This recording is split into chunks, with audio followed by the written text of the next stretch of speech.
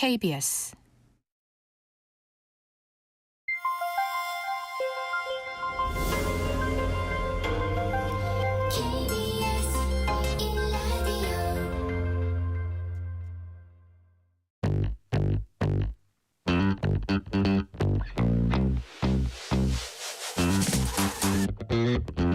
KBS 1라디오 뉴스레터 K.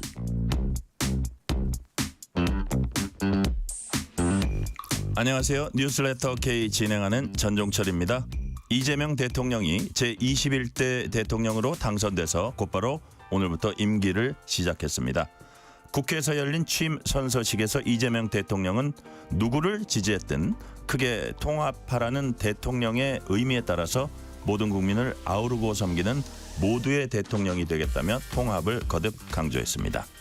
김민석 민주당 의원을 국무총리 후보자로 강훈식 의원을 대통령 비서실장에 지명하는 등 첫 인사도 직접 발표했습니다. 정치 토크 코너에선 대선 표심에 담긴 의미와 이재명 대통령 취임사에 담긴 의미, 취임 첫날 행보를 자세히 들여다봅니다. 또 대선 패배 이후 내부 갈등 속에 당 수습에 나설 국민의힘의 향배도 전망해 보겠습니다. 인터뷰 코너에선 이번 대선에서 민주당 공동 선대위원장 맡았던 전현희 의원을 만나서 새 정부가 풀어야 할 과제들을 점검해 봅니다. 법이든 성배 코너에선 대리투표, 중복투표, 인증샷 등 선거 과정 위법 행위라면 어떤 처벌을 받게 되는지도 알아봅니다. 뉴스레터 K 지금부터 시작합니다.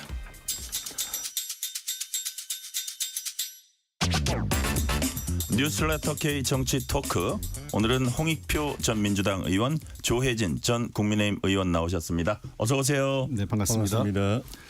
자, 오늘의 주 내용은 취임사인데 그거보다 대선 분석 잠깐만 좀 몇 개 질문으로 하고 갈게요. 자, 표 분석, 민심 분석이라고도 할 수 있는데 이재명 대통령 득표율 49.42%.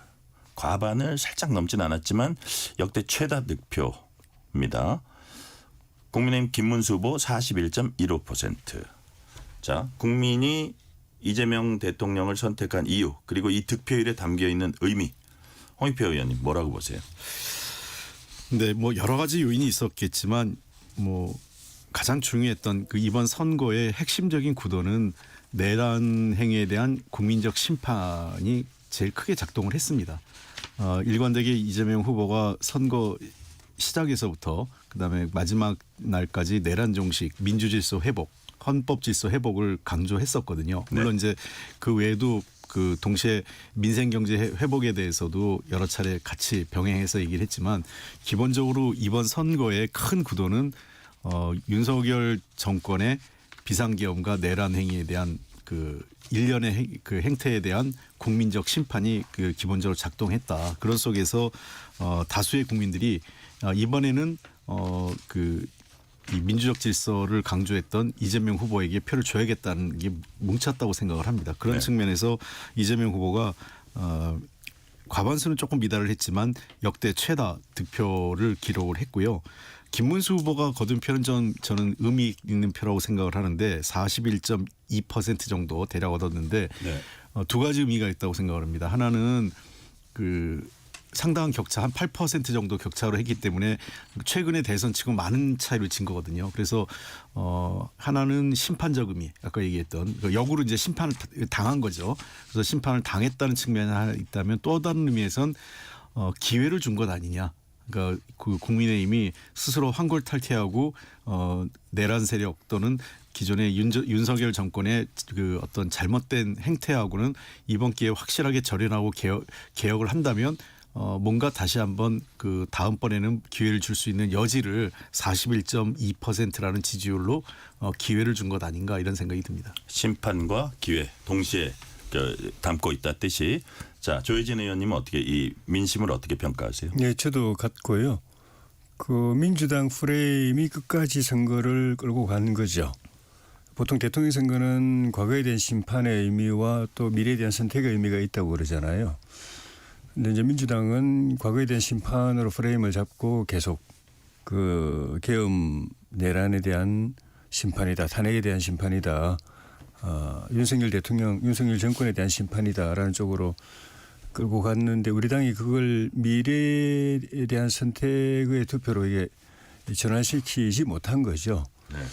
근데 그런 점을 생각하면은 표차가 요 정도 난 거는 인물 경쟁에서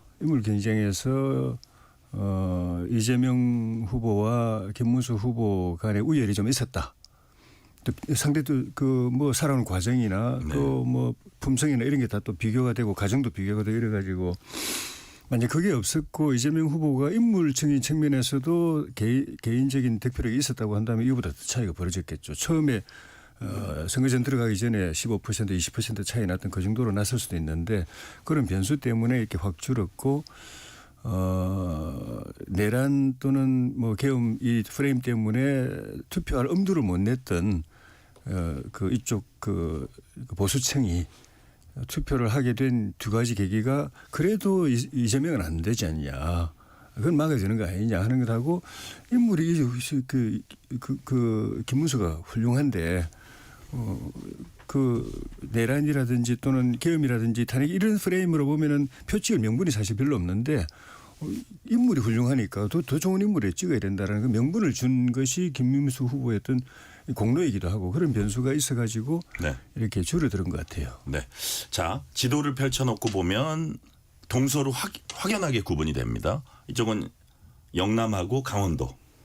나머지는 다 이재명 후보. 거기에는 뭐 수도권도 있고 서울도 있고 서울 같은 경우도 보면 강남 3구하고 용산 제외하고는 모두 이재명 대통령이 이겼습니다. 그다음 대표적 스윙부터 뭐 이쪽이 이기기도 하고 저쪽이 이기기도 했던 중구, 성동, 광진, 뭐 양천, 영등포 이런 데도 다 충청 지역 민심 바로미터죠.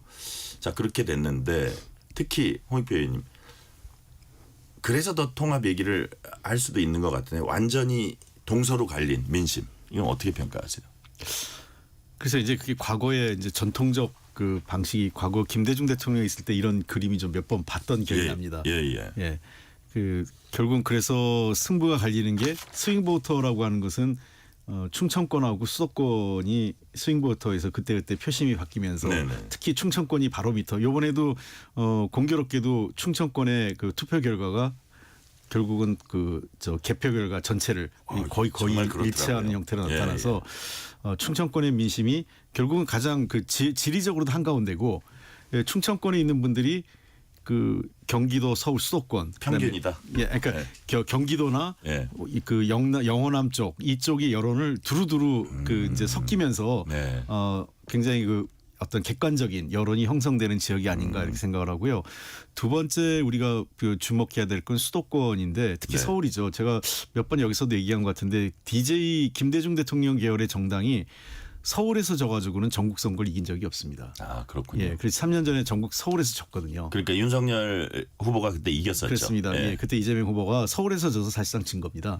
그런 측면에서 이번에는 그 상당한 접전을 벌였긴 했지만 전통적인 그러니까 원래 전통적 보수세가 강했던 용산과 강남 3구를 제외한 다른 지역에서는 과거에 여기에 다 졌어요. 한강벨트가. 지난 3년 전에 그걸 다시 회복하면서 저희가 승리를 굳혔다 이렇게 보고요. 영남권은 좀 아쉬움과 그 나름의 그 기대가 그 교차했습니다. 부울경은 저희가 당초 생각했던 어느 정도 예상했던 40대 그 40% 한 초중반 선의 지지율을 회복을 했거든요. 뭐 지긴 했지만 큰 차이로 진 게 아니기 때문에 그런 측면에서 지난번에 38%밖에 안 된 거에서는 한 5, 6% 이상 끌어올려서 일정하게 성과를 거뒀는데 TK도 조금은 오르긴 했어요. 몇 프로 오르긴 했지만 당초 저희가 기대했던 거는 30%를 넘기거나 최소한 20% 후반대 거의 30%에 근접하는 그런 전후한 성적을 거둘 거로 생각했는데 여전히 TK 벽은 높았다 이렇게 생각을 합니다. 네. 어떻게 보셨어요, 조혜진 의원님? 저도 충청권이 늘 그렇게 바로미터 역할을 해서 개표 초반에 좀 눈여겨봤는데 개표 초반에 이제 대전부터 해서 충북, 충남 이쪽이 우리 김문수 후보가 앞서가서 뭐가 이게 스토리가 나오나 그런 기대를 하고 봤는데 결국은 끝에 가니까 딱 그냥 전국 개표 결과에 충청권이 딱 수렴하는 거 보고 아 이거는 그냥 우연이 아니구나. 역시 민심의 이 좀 그 형성 기제가 이 지역에 의미 있게 작용하기 때문에 전국의 민심이 다 중요하지만은 그 특히 이제 바로미터가 되는 특정 지역 충청뿐만 아니라 또 개별적으로 특정 시군이 또 있습니다. 뭐 그 도와 관계없이 시도 관계없이 구청도 있고 구도 있고 그런 데를 전략적으로 늘 주시하면서 네. 그 지역에 공감할 수 있는 우리 정치 행보를 하는 것이 필요하겠다는 그런 힌트를 좀 얻게 됐습니다. 네. 오늘 오전에 국회에선 이재명 대통령 취임 선서식이 열렸습니다. 간소하게 실내에서 펼쳐졌는데 이재명 대통령의 국민께 드리는 말씀 중 일부 들어보시겠습니다. 통합은 유능함의 지표이고 분열은 무능의 결과입니다. 국민 삶을 바꿀 실력도 의지도 없는 정치 세력들이 권력 유지를 위해 국민을 편가르고 혐오를 심는 것입니다. 분열의 정치를 끝낸 대통령이 되겠습니다.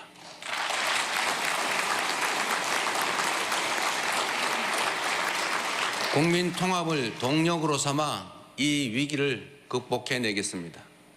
민생, 경제, 안보, 평화, 민주주의 등 내란으로 무너지고 잃어버린 그 모든 것들을 회복하고 지속적으로 성장, 발전하는 사회를 반드시 만들어내겠습니다.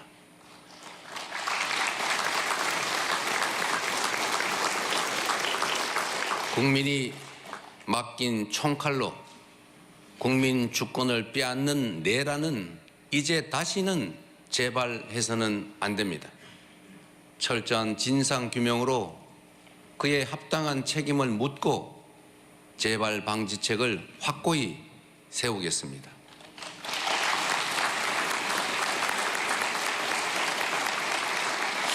공존과 통합의 가치 위에 소통과 대화를 복원하고 양보하고 타협하는 정치를 되살리겠습니다. 이제 안 그래도 진영 간 갈등이라든지 정치 양극화 심했는데 이게 사실 탄핵 정부 거치면서 더 극심해졌습니다. 자, 이재명 대통령 모든 국민 아우르고 섬기는 모두의 대통령 되겠다. 통합을 거듭 강조했어요. 자, 진짜 어떻게 보면 가장 오늘 저희가 이제 이 대담을 하는 주요 부분도 이 부분 같아요. 과연 통합을 이룰 수 있을까? 이루려면 어떻게 해야 할까? 홍익표 의원님 보시기에는 이룰 수 있다고 보시는지 어떤 것이 전제돼야 통합이라는 게 이루어질 수 있다고 보십니까? 참 쉽지 않은 과제입니다. 예. 저는 그 지금 저렇게 얘기하는 그 이재명 대통령의 진심은 맞다고 생각합니다. 네. 분명히 왜냐하면 대통령이 되는 순간 누구라도 특정 정당 또는 특정 정치 세력의 대표가 아니라 국민 모두의 대표, 대통령이 되고 싶은 욕구는 자연스럽게 생길 것 같아요. 그리고 그러한 욕구가 어떤 이 국민 통합의 의지를 갖게 되는 거고. 근데 현실 정치하고 이게 맞물릴 때마다 참 이제 그 어려움을 겪게 되는 거죠. 그러니까 그렇죠. 현실에서는 여야가 격돌하고 또 각각의 지지층을 결집시켜서 자기의 정치적 의지 또는 자기의 정치적 어떤 현안을 관철시키기 위해서는 지지층을 동원하고 지지층에게 그것을 이제 설득하고 지지층을 이제 이 요구하는 게 되는 방식이 반복적으로 우리 정치권에서 이루어지는데 그런 측면에서 저는 그 이재명 대통령께서 그 어떤 이 정치적 어떤 주요 현안을 해결하는 데 있어서 네. 그 야권, 그러니까 여당은 물론이고 야권의 몫을 좀 존중해 줄 필요가 있다고 생각해요. 그러니까 정치적 수혜, 어떤 정치적 행위나 그로 인한 결과가 특정 정당의 점유물, 특정 정당이 독점하게 되면 반대할 수밖에 없을 것 같아요. 네. 그래서 그거를 결국은 정치적 뭐라 그럴까 이게 그 수혜를 나눠줄 수 있는 그런 관용이 좀 필요해야 될 것 같아요. 그러니까 그 경우에는 뭐 다는 아니더라도 어떤 일에 있어서 한 6대4 정도로 공이 서로에게 나눠지는 그런 정치가 이루어져야 된다. 참 쉬운 일은 아닙니다. 예, 쉬운 일은 아닙니다. 예. 그게 근데 과거에 보면 이런 거예요. 남북 관계 같은 경우도 역대 모든 정권이 남북관계 욕심이 있었어요. 네. 심지어 이명박 대통령이나 박근혜 대통령조차도 그 베이징이나 이런 외국에서 비밀 접촉을 했거든요. 그런 뭔가 정상회담도 필요하면 하고 하지만 국내적으로는 계속 강경하게 그 대북 적대시하는 정책을 하거나 그런 발언들을 정치권에서 반복적으로 했단 말이에요. 네네. 그러니까 저는 그게 왜 그러냐면 아쉬웠던 거는 6.15 정상회담이나 또는 14 정상회담이 그 김대중 노무현 정부에 있었을 때 그 남북 정상회담이나 남북 화해 협력의 결과물들이 고스란히 그 점유물이 그러니까 독점적인 어떤 이해관계를 가지 않도록 하는 구조를 만들 필요가 있다. 아, 수혜를 나눠야 된다. 그렇습니다. 그래서 그게 이제 정치력인데요. 앞으로 네. 남북 관계는 물론이고 그러니까 초기에 어떤 정책을 세팅할 때부터 네. 참여시켜 줘야 돼요. 그러니까 이것이 뭐 우리 그러니까 예를 들면 이재명 대통령과 민주당만의 작품이 아니라 이 작품은 공동 작품이라는 것들을 이 국민들이 인식하게 만들어줘서 아 이거는 여야가 함께 만들어서 된 작품이다. 이렇게 인식되게 하는 결과물들을 좀 만들어야 되지 않을까 생각합니다. 네. 자, 참 어려운데요. 조혜진 의원님. 예를 들어서 문재인 전 대통령도 이제 키워드가 통합이었거든요. 근데 이제 보수 진영에서는 바로 시작하자마자 적폐청산의 회오리가 몰아쳤다. 예. 그러니까 특히 이번에도 또 내란은 종식해야 된다. 그러니까 그게 과연 정치 보복이라는 어떤 선을 넘지 않을까 뭐 이런 우려도 그 보수 진영에서 있는 것 같아요. 자, 이재명 대통령이 이 통합 좀 진정성을 가지고 잘 이 이전과는 달리 좀 잘 할 수 있을 것 같은지 어떻게 전망하세요? 부정적입니다. 그래요? 문재인 대통령 말씀을 하셨는데 문재인 대통령 그때 선거 말미에 네. 선거 중반에는 계속 통합을 이야기하다가 신촌 그 유세가 거의 말미였는데 갑자기 정폐청산을 끄집어냈어요. 그 시간에 제가 그 문재인 대통령에 가까웠던 전직 의원하고 토론을 하고 딱 방송에 토론하고 나와서 그처럼 안 되는데 그럼 통합이 안 되는데 그러니까 그분 말씀이 아 저거는 그냥 지지층을 의식해서 한 발언이고 절대 그렇게 안 갑니다. 그냥 통합으로 갑니다. 걱정하지 마세요라고 이야기했는데 본인이 그 말은 그 본인이 청와대에 들어가서 적폐청산 주무 책임자가 됐어요. 누구요? 아, 누구라고 말씀하시긴 뭐예요? 뭐 이야기 백원호 의원. 저하고 토론하다 그걸 분명히 그랬는데 들어가서 그걸 그러고는 이제 통합은 날라고 1년 내내 그렇게 갔잖아요. 제가 이재명 대통령에 대해서는 그 우리 저 홍익표 의원님하고도 약간 생각이 다른 게 못하는 것이 아니라 할 생각이 저는 없다고 봅니다. 말을 저렇게 할 뿐이지. 왜냐하면 할 생각이 있으면은 일단은 시도를 해봅니다. 해보는데 지금 말씀하신 것처럼 홍 의원님 말씀처럼 현실 정치에 이런 여러 가지 어려움이 부딪혀서 뭐 좌절하고 해서 결국 포기할 수는 있어도 일단 마음이 있으면 시도를 하거든요.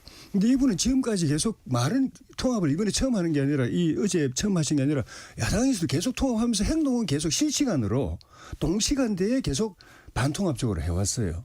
지금도 오늘 그렇게 이야기했지만 오늘 그 국회 그 법사위에서 통과된 거나 내일 그 법원회의에 통과할 거나 민주당이 계속 그 추진하고 있는 거 이게 다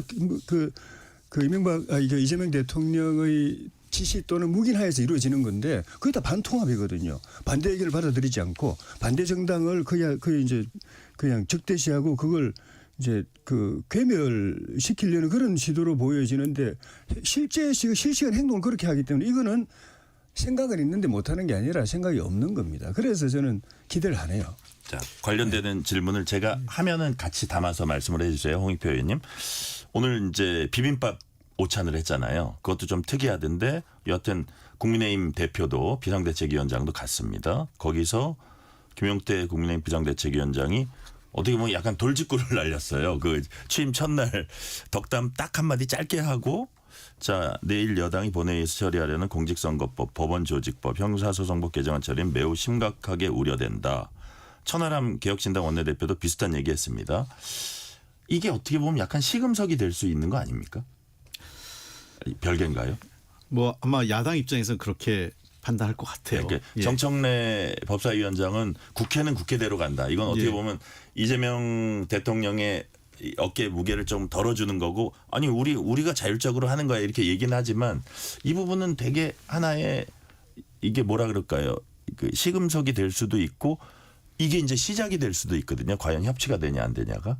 그래서 예를 들어서 조금 더 논의를 해본다든지 같이. 그 제가 좀 아쉬운 거는 예. 예를 들면 이제 형사소송법 같은 경우는 좀 신속하게 처리할 필요가 있다고 생각을 해요. 그 부분은 헌법 84조에 대해서 해석의 논란이 있지 않습니까? 네. 현직 대통령에 대해서 그 소추가 면제되는 게 어디인지 그러니까 생각이 다르잖아요. 네. 그래서 이거는 좀 더 당연히 우리 당이 그걸 법을 내면 그에 대한 그 법이 통과된다 하더라도 반대되는 입장을 가진 사람이 헌법 소원을 걸면서 이 부분에 대해서는 네. 정리를 할 수 있을 것 같아요. 그러니까 그렇기 때문에 저는 이 부분은 그 헌법의 그 대통령의 형사소추 면제를 좀 더 절차법상으로 형사소송법상의 절차상으로 좀 분명하게 한다는 측면에서 할 필요가 있다고 생각하고 네네.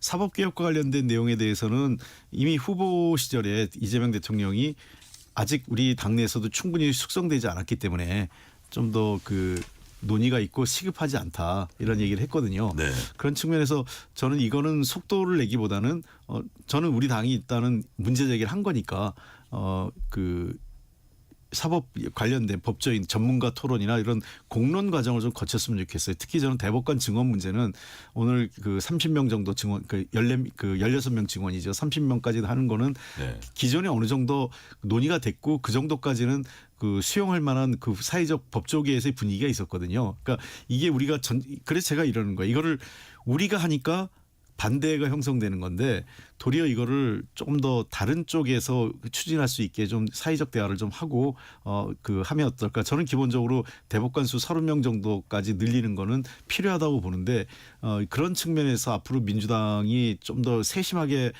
그 공을 들이고 좀 그 관리를 잘해야 될 게 과정과 절차예요. 그렇죠.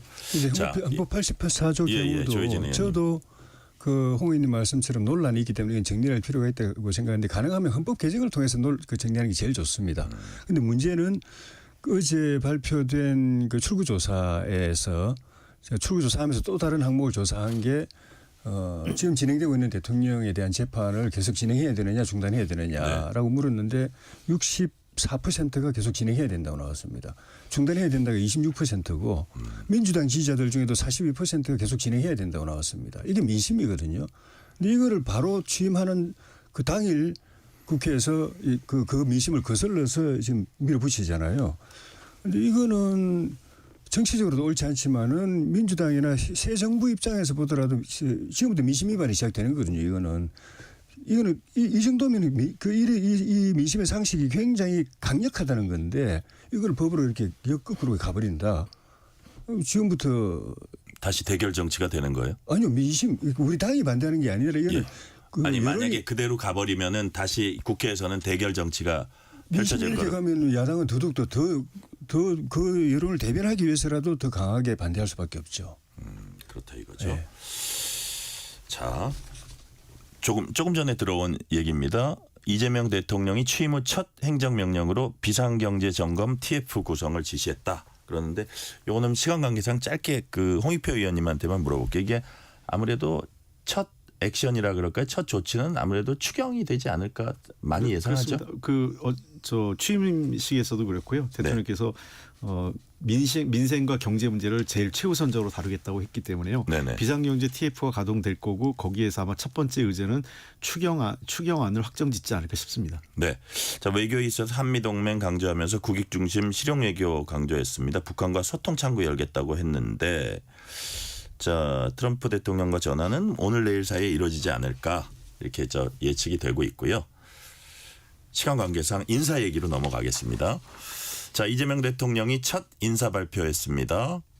자, 김민석 의원을 새 정부 첫 국무총리 후보자로 국정원장 후보자인 이종석 전 통일부 장관 그리고 대통령 참모진도 이제 발표를 했는데 대통령 비서실장의 70년대생 강훈식 의원 안보실장의 위성락 의원.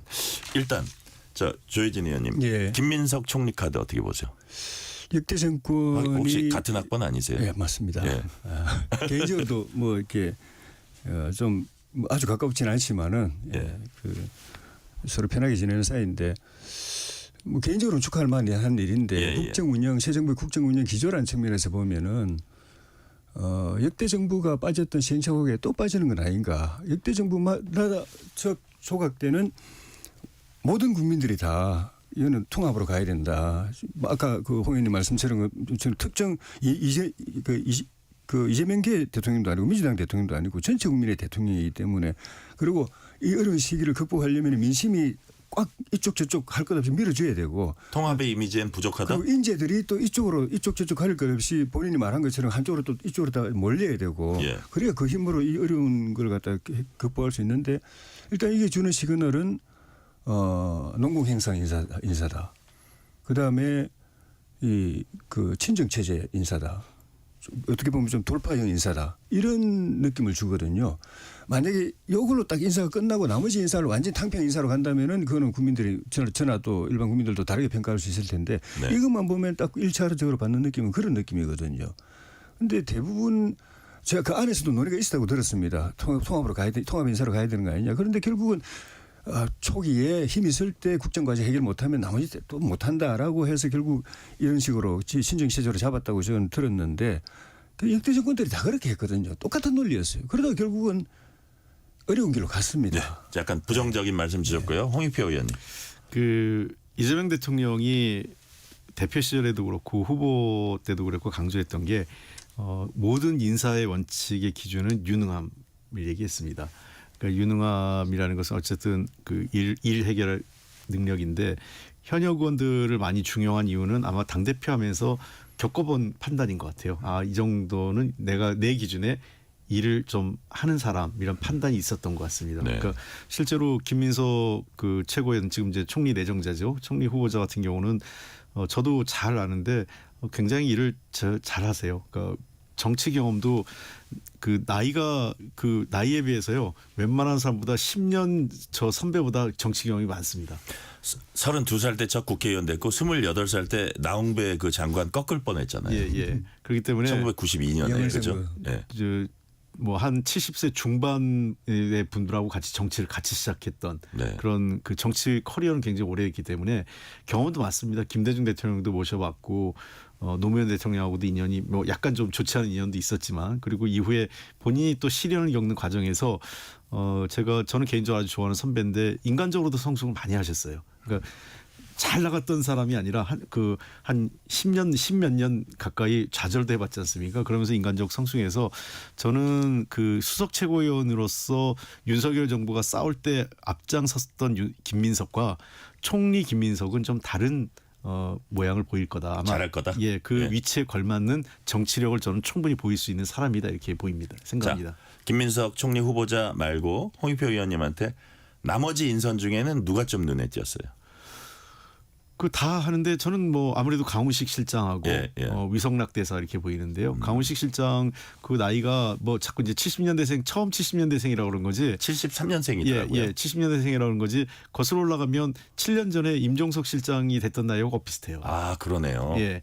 그래서 저는 제가 생각하는 비서실장은 좀 젊은 사람이 하는 게 맞다고 생각합니다. 그리고 특히 대통령보다는 단 한 살이라도 적은 사람이 하는 게 맞죠. 왜냐하면 비서 또는 비서실장은 대통령보다 최소한 한 30분 먼저 일어나서 30분 늦게 일이 끝나는 네.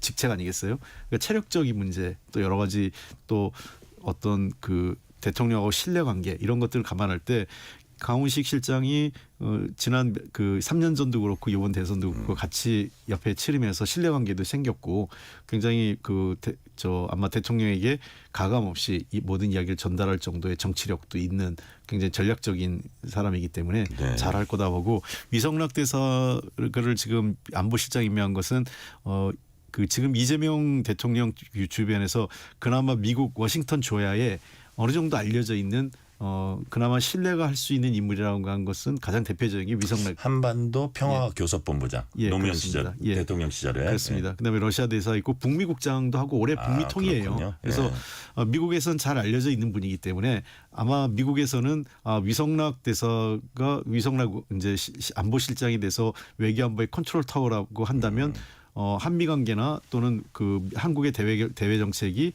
미국하고 큰 궤를 벗어나지 않을 거라는 네. 신뢰를 갖게 될 겁니다. 자, 조혜진 의원님은 어떤 부분 주목해서 보셨어요? 위성락 의원을 안보실장으로 임명한 건 전 잘한 것 같고 문제는 위성락 안보실장이 자기의 기조를 그대로 유지를 하고 외교 전략 기조를 그대로 유지하고 이재명 대통령이 그걸 따라주는 것이 전제가 될 때 네. 의미가 있고 뭐 충돌하거나 그러다 결국은 뭐 당신이 못 바꾸면 그만해라 이런 식이 돼버리면은 결국 안 좋은 것이고. 그런데 이재명 대통령 지금까지 쭉 이야기해온 걸로 보면은 클릭 조정을 굉장히 많이 해야 되거든요. 이승엽 실장 그 기조에 맞추려면은 네. 그게 변수인 것 같고 그다음에 이종석 전 장관을 국정원장 앉힌 거는 결국은 또 국정원을 간첩 잡는 그 기관에서 간첩 안 잡는 기관으로 됐다가 다시 간첩을 좀 잡으려고 하는데 또 다시 뭐 대북 뭐 교류 협력 지원 또는 뭐 정상회담 뭐 지원 뭐 이런 부서로 또 만들 것 같아 가지고 네. 그러려면은 이거는 국익에 아주 도움이 안 되는 인사가 될 수도 있다. 네. 그래서 이종석 그 실장 안보 국정원장 내정자가 어떻게 생각이 좀 바뀌었을지는 모르겠는데 옛날 그 방식으로 그 생각 그대로 간다면은 별로 정부에 도움 안 될 걸로 봅니다. 지금 조혜진 의원님은 국정원장 후보자는 좀 부정적으로 보셨고 안보실장은 긍정적으로 보셨습니다. 자, 강유정 의원이 현역 의원이 대변인으로 갔어요. 그것도 저는 약간 좀 특이해 보이던데. 사실 뭐 급수 따지면 좀 그렇지만 1급이잖아요. 차관급도 네. 아니고. 근데 워낙 소통이 잘 되나 봐요. 아마 이번 대통령 선거 과정에서 네. 그 후보죠 당시 이재명 당시 후보 지금 대통령한테 상당히 이 눈에 잘 들어온 것 같아요. 네. 굉장히 열심히 하고 기자들 사이에서 평가가 아주 좋더라고요. 그래요. 그러다 보니까 본인한테는 뭐 사실 약간 뭐 후퇴하는 걸 수도 있긴 있지만 그 직책으로서는 이제 아닌 거다. 일시적으로. 일시적으로. 근데 뭐 또 대통령실 대변인이란 자리가 갖는 무게감, 그렇죠. 또 중요성을 감안하면 그 정도는 본인이 감내하고 간 것 아닌가 싶습니다. 고맙죠. 네, 실시간 교통정보 알아보겠습니다. 라디오 교통정보센터 유하영 리포터 나와주세요. 네, 이 시각 교통정보입니다. 퇴근 시간대 가까워지면서 서울 시내도로 정체도 빠르게 늘고 있습니다. 강변북로 일산 방향 동호대교에서 가양대교까지 정체고요. 50분 정도 걸립니다. 올림픽대로 공항 쪽으로 동호대교에서 한강대교까지 막히고요. 양화대교부터 가양대교까지 밀립니다. 고속도로는 수도권 제일순환고속도로 일산에서 판교 방향, 김포요금소에서 송내까지 정체고요. 반대 일산 쪽으론 안현 분기점에서 중동까지 밀립니다.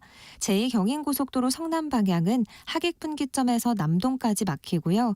서해안고속도로 서울 방면 발안에서 화성휴게소까지 정체고 용담터널과 금천을 앞두고 밀립니다. 남해고속도로 순천 쪽으론 하마니터널 2차로에서 사고 나면서 8km 정체입니다. KBS 교통정보센터였습니다. 퇴근길 당신과 함께 읽는 세상 이야기 KBS 1라디오 뉴스레터 K 문자 샵 9730 짧은 문자 50원 긴 문자 100원 어플리케이션 콩은 무료 유튜브 KBS 1라디오 계정 채팅창도 열려 있습니다. 실시간 교통 상황 살펴봤습니다. 홍익표 전 의원, 조혜진 전 의원과 뉴스레터 K 정치 토크 이어가겠습니다. 자, 이번엔 대선 이후 당내 책임론과 향후 당권 경쟁이 예상되는 국민의힘으로 가봅니다. 41% 득표로 패배한 김문수 국민의힘 후보 목소리 들어보시겠습니다. 존경하는 국민 여러분, 국민의 선택을 겸허하게 받아들이겠습니다. 당선되신 이재명 후보님 축하드립니다. 그동안 저에게 보내주신 국민 여러분의 뜨거운 성원을 잊지 않겠습니다. 저를 선출하셔서 함께 뛰어주신 당원 동지 여러분들의 헌신에 감사드립니다. 대한민국은 어떠한 위기에 부딪히더라도 국민의 힘으로 위대한 전진을 계속해 왔습니다. 부족한 저에게 과분한 성원을 보내주신 국민 여러분께 진심으로 감사드립니다. 자, 조혜진 의원님, 예. 사실 국민의힘에겐 기본적으로 이번 선거 지형 자체가 어떻게 보면 압도적으로 불리하게 이제 출발을 한 겁니다. 예. 탄핵에 따른 조기 대선이었고요. 비상계엄 탄핵. 자, 민주당 내란 정식 프레임에 국민의힘 이재명 독재 저지 프레임으로 이제 맞섰는데 대역전극에는 이제 실패를 한 건데요. 국민의힘의 패배 이유 간단하게 말씀하시면 뭐가 될까요? 전 패배했다기보다도 이미 지어진 선거를 진 상태에서 이 뭐 투표가 뭐 의미가 있나 선거가 의미 있나라는 선거를 이 정도까지 끌어올린 선거라고 생각합니다. 그래요? 예. 그 끌어올린 데는 이재명 후보에 대한 이 경계 그 정서, 경계 민심 그것이 작동을 했고 그 작동하게 하는 데는 우리 선거 캠페인이 어느 정도 역할을 했고 무엇보다도 인물을 그 극명하게 대비되게 한 측면 그게 이제 김문수 후보의 이 역할이었다고 생각이 듭니다. 네. 그 때문에 어떻게 보면은 저는 요 정도 성과를 낸 것도 선전했다고 보시는 결과적으로, 거예요? 예, 아쉽죠. 왜냐하면 그 당내에서 마지막에 그 후보 결정할 때 이제 그 지도부가 그 갑자기 그 후보를 자기 박탈한다든지 이런 그 말도 안 되는 그런 행동이 없었다든지 네. 또는 빅텐트가 성공했다든지 했으면은 지금 결과를 놓고 보면은 이거 한번 승부를 겨뤄볼 수도 있는 선거였거든요. 네. 어쨌든 그 변수의 중심에 김문수라는 이 그 자산 이 상당한 인간적 자산을 가진 후보가 있었다라고 저는 생각을 하고 네. 그래서 의미 있는 선거였고 이후에도 김문수 후보의 역할이 저는 기대가 된다고 그렇게 생각하고 있습니다. 그래요. 자 이제 홍익표 의원님 과연 국민의힘이 이게 어디로 갈까 이 당이 이제 당장은 당내 진통이 있을 겁니다. 오늘 그거를 예고하는 게 한동훈 전 대표가 SNS에 국민들께서 불법계엄과 불법계엄 세력을 옹호한 구태 정치에 대해 단호한 퇴장 명령을 내렸다.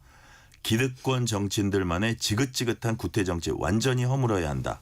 이게 어떻게 보면 이른바 친윤계에 대한 경고 선전포고죠. 예. 이게 이제 엄청난 진통이 앞으로 예상이 되는데 또 아까 녹취와는 달리 이게 국민의힘 그 김문수 후보도 해단식에서 상당히 강도 높게 예. 지금 현 상황 국민의힘의 현 상황을 비판을 했습니다.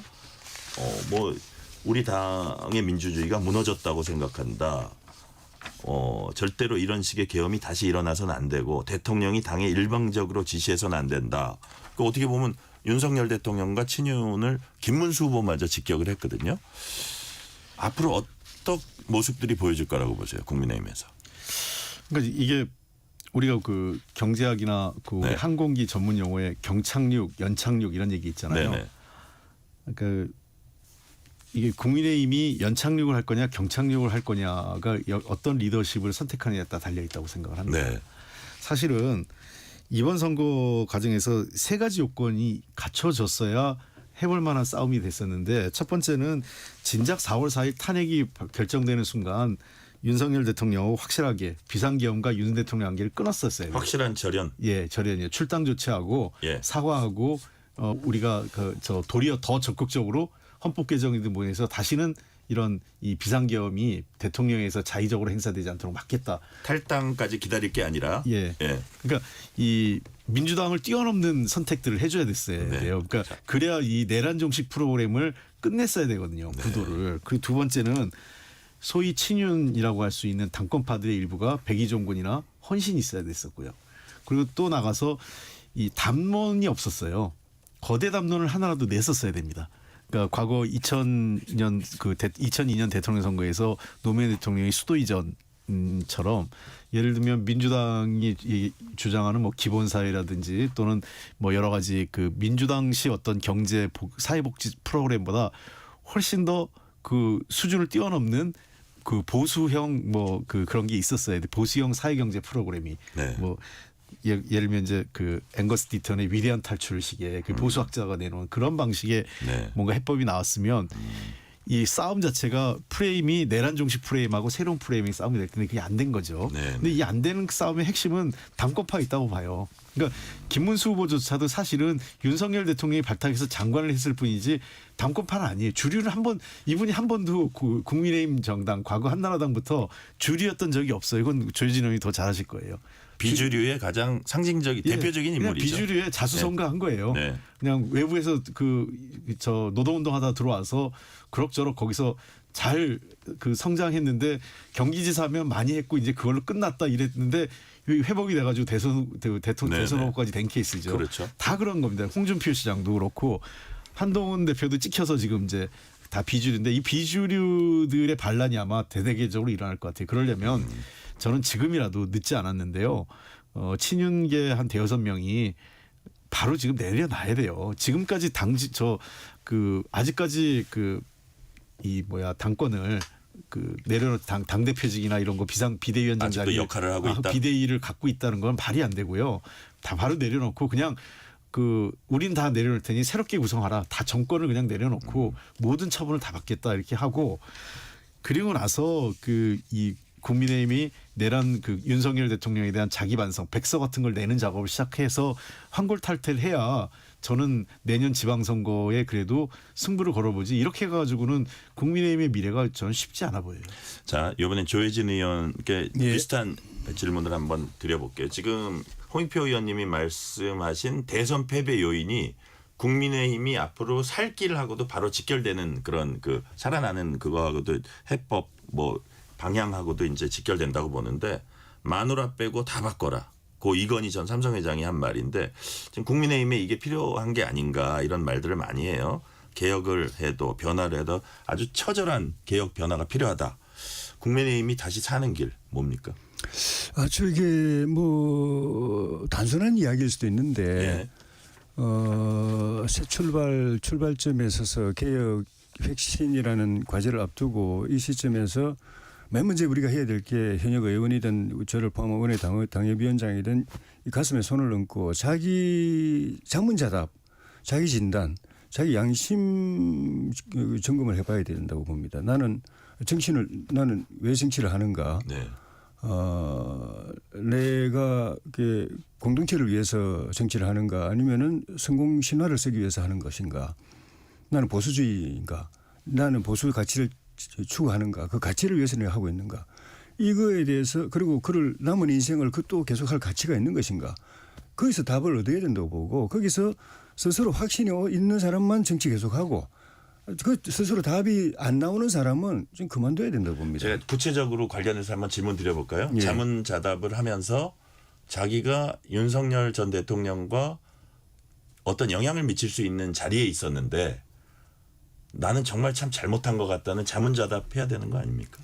그런 위치에서 구체적으로는 그런 게 필요한 거 아니에요? 그러니까 그 자문자답을 하는 과정에서 반추해야 될 기억들이 그런 거예요. 기억들이군요. 예. 그 막연하게 그냥 하는 게 아니라 네. 그럴 때 대통령한테 내가 일정한 신임을 받았고 영향력도 있었고 또 조언하고 직언할 기회도 있었는데 근데 대통령이 잘못 갔다. 예. 이준석 쫓아내라고 그랬다. 또 전당대회 때 안철수 주저앉히라고 그랬다. 나경원 주저앉히라고 그랬다. 임반장 돌리라고 그랬다. 비상대책위원장 어떻게 한동훈 하라고 또 그랬다. 비대위원장 날리라고 그랬다 할 때 내가 어떤 행동을 취했는가. 그것이 공동체 국가는 물론이고 우리 당에 또 보수 진영에 이게 유익이었나 해악이었나를 판단해보고 다시는 그런 일을 안 할 각오 처절한 각오가 있다면 정치를 계속하고 아니면 그만둬야죠. 구체적으로 그런 지점을 놓고 자기 평가를 해야 되는 거죠. 그거를 다 이렇게 해서 백서 하나 내면 어떨까요? 내야죠 그런 거. 지금 좋은 지적을 하셨는데요. 홍익표 의원님. 국민의힘에 답답한 게요. 이 초선 의원들이 개혁적이지 않았다는 거예요. 사실 저는 깜짝 놀랐던 게 초선 의원들이 옛날 나경원 당대표 출마한다고 연판장 돌리고 그랬지 않습니까? 사실은 그거 있을 수 없는 일이죠. 그리고 지금 조용하잖아요. 예. 그런 사람들만 공천했잖아요. 예. 그러니까 지금 국민의힘이 지금 어려운 게 과거 국민의힘이 어려울 때 옛날에 천신정이 아니라 천신정 남원정이라고 그러죠. 예. 천신정은 옛날 민주당이었고 열린우리당 남원정이나 등에서 초선 재선에 나름 그래도 한 40대 중반 중후반에 좀 젊은 초재선 의원들이 개혁의 동력을 갖고 외부에서 평가도 나쁘지 않았어요. 당시 한나라당 인기 올리는데 기여를 했죠. 예, 기여를 했습니다. 19대까지는 계속 있었는데 20대부터 딱 끊어요. 예, 근데 조혜진 의원님도 좀 하셨어요. 그렇죠. 네. 조혜진 아침소리라고 만들어가지고 조혜진 의원님은 저 재선 때 유승민 대표랑 같이 했다가 그냥 그때부터 찍힌 건데. 근데 그러고 나니까 지금 초선 의원들 제가 보기에는 권성동 원내대표 비판하기 전에 본인들이 그렇게 했던 행동에 대해서 스스로 자기 반성부터 하고 시작해야 돼요. 네. 자, 이준석 후보 얘기도 조금 해야 되니까 이준석 개혁신당 후보는 8.34% 득표했습니다. 어제 개표 상황실에서 한 이준석 의원의 목소리 들어보시겠습니다. 이번 선거 과정에서 정말 열과 성을 다해 주신 우리 개혁신당 당원들과 지지자 여러분 그리고 사랑해 주신 국민 여러분께 감사하고 이 선거의 결과 그리고 책임은 모든 것이 저의 몫입니다. 무엇보다 이번 선거 과정에서 저희가 또 잘했던 것과 못했던 것들이 있을 텐데 잘 분석해서 정확히 1년 뒤로 다가온 지방선거에서 또 저희 개혁신당이 한 단계 약진할 수 있기를 저희는 기대하겠습니다. 무엇보다도 이번 선거를 통해서 개혁신당은 총선과 대통령 선거를 완벽하게 완주해낸 그런 정당으로 자리매김하게 되었습니다. 앞으로 더 당의 역량을 키워서 국민들께 더 다가갈 수 있도록 그렇게 하겠습니다. 자, 홍익표 의원님, 단일화 거듭된 압박에도 끝까지 완주했습니다. 그것도 5%도 아니고 10%도 아니고 8%예요. 득표가. 어떻게 평가하십니까? 이게 약간 그 뭐랄까 우리 그 축구에서 이런 거 있잖아요.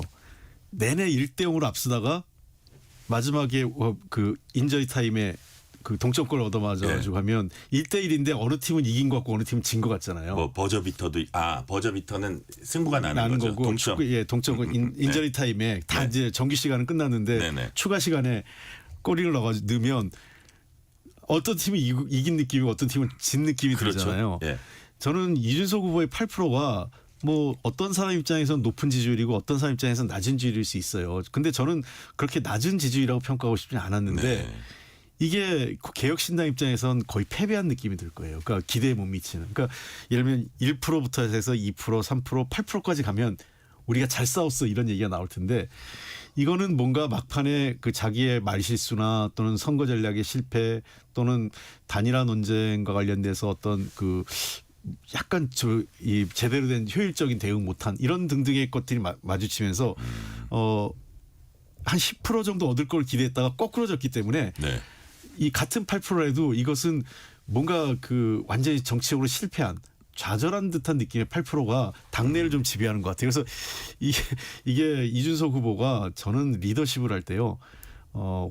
혼자 하는 걸 좀 넘어서야 돼요. 이거 개혁신당을 이준석의 개인당으로 하면 안 돼요. 그러니까 뭔가 협력적으로 가고 내가 혼자 하는 게 아니라 다른 사람과 같이 간다 이런 분위기를 좀 만들고 이 다른 사람에게도 정치적 공간을 만들어주고 예를 들면 자기 혼자만 빛나는 게 아니라 네. 정치권에서 정말 리더가 될 때는요. 다른 사람도 빛나게 만들어주는 사람이 진짜 리더입니다. 네. 나만 빛나는 게 아니라. 자, 조혜진 의원님. 네. 이게 뭐 득표의 의미를 어떻게 해석할까도 해석할까지만 앞으로 이준석이라는 정치인의 행보가 어떻게 될까? 이게 이번 대선 완주가 약이 됐을까 독이 됐을까? 앞으로 행보는 어떻게 될까? 어떻게 보세요? 뭐 본의 하기 나름인데 단기적으로는 득인데 네. 장기적으로는 자칫 잘못하면 손실이 될 수도 있을 것 같아요. 대선 완주고 8% 했다는 거는 어떻게 보면 젊은 정치인으로서 대단한 성과라고 할 수도 있다. 예. 그 도전 정신도 좋고 예. 또 TV 토론에서 어떤 지식이나 이런 그런 그 토론 실력도 보여주고 이재명 후보를 그냥 궁지로 몰아넣는 그런 장면도 보여주고 그러다가 또 이제 실수했는데 문제는 그 왜 자기가 뭘 잘못했는지를 느끼는 감이 뚝 떨어진다는 거를 공감 능력이. 예. 내가 뭘 잘못했지 사람들이 왜 나를 이 말을 가지고 문제 삼지라는 걸 잘 못 깨닫는 데서 많은 사람들이 그건 상당히 좀 중요한 그 부분에 거거든요. 실점이 있었다고 보시는 거예요? 예. 그런 것 같고. 근데 어쨌든 저는 이준석 후보가 우리 보수 진영 또는 더 나아가서 또 진영 넘어서서 우리 정치의 큰 자산으로 커가기를 바라고 그래서 우리 당에서 그 윤석열 대통령이 쫓아낼 때도 저는 그냥 미움을 받아가면서 반대했거든요. 공개적으로. 쫓아내면 안 된다고 그렇게 이야기를 했는데 이준석 지금 많은 사람들의 기대가 충족이 되려면은 이 시점에서 이준석 후보가 뭐 한 달이 걸리든 1년이 걸리든 반드시 정리하고 넘어가야 될 게 그냥 뭐 젊고 패기 있고 뭐 목표가 높고 뭐 도전적인 그러면서도 또 재능이 있는 정치인으로 계속 이렇게 갈 거냐 그러면 한 성장하는 데는 20년 이상 걸릴 겁니다. 30년 이상 갈 수도 있고 그렇지 않고 공동체를 생각하는 함께하는 팀플레이하는 그래서 당을 생각하고 우리 또 보수 진영을 생각하고 나라를 생각하는 거기서 자기 입지를 정하고 뭐 손해가 있더라도 그 대의에 맞으면은 하는 그런 정치인 그러니까 흔히 하는 말로 하면 그릇이 좀 큰 정치인 네. 재능이 있는 정치인이 아니라 그렇지 큰 정치인으로 갈 거냐를 빨리 정리를 하고 그냥 재능 있는 정치인은 성장하는데 오래 걸립니다 사실은. 네네. 근데 통을 키우면은 빨리 성장할 수도 있어요. 네, 좀 전에 홍 의원님 말씀하신 것처럼 그 이 작은 정당도 개혁신당 하나도 못해가지고 허은하 대표를 쫓아내고 이런 정치에서 빨리 벗어나야 되는 거예요. 네. 시간이 뭐 한 1분 내로 남았습니다. 네. 말씀해 주세요. 홍익표 의원님. 아까 얘기한 공감 능력을 좀 키우는 게 그러니까 네. 자신의 발언이 누군가에게 상처가 됐다는 거를 잘 몰라요. 그러니까 나는 맞는 말 한 거 아니야. 나는 사실 팩트를 얘기해서 이렇게만 얘기 자꾸 하거든요. 근데 그게 네. 아니라 말이 누구에게는 화살도 되고 칼도 되고 한다는 그런 거지 않습니까? 그래서 그런 공감 능력에 대해서 조금 좀 성찰하는 시간이 됐으면 좋겠고 특히 토론을요. 네. 이게 이제 젊은 세대 일정한 그런 문화가 있는데 특히 이준석 후보가 성장하는 과정에서 토론을 배틀로만 생각해요. 그러니까 국민들은 특히 대선 후보의 토론의 내용이나 지식 수준도 보지만 태도 이런 것도 굉장히 중요해요. 상대에 대한 존중도 거기서 그렇습니다. 본다. 존중과 배려, 태도 네. 이런 것도 굉장히 중요하다. 이런 말씀을 드리고 싶습니다. 네. 팀플레이를 말씀하셨고 태도를 말씀해 주셨습니다. 자, 시간 관계상 오늘 말씀은 여기까지 듣겠습니다. 지금까지 홍익표 전 의원, 조혜진 전 의원이었습니다. 뉴스레터 K 1부 마치고 2부가 이어집니다.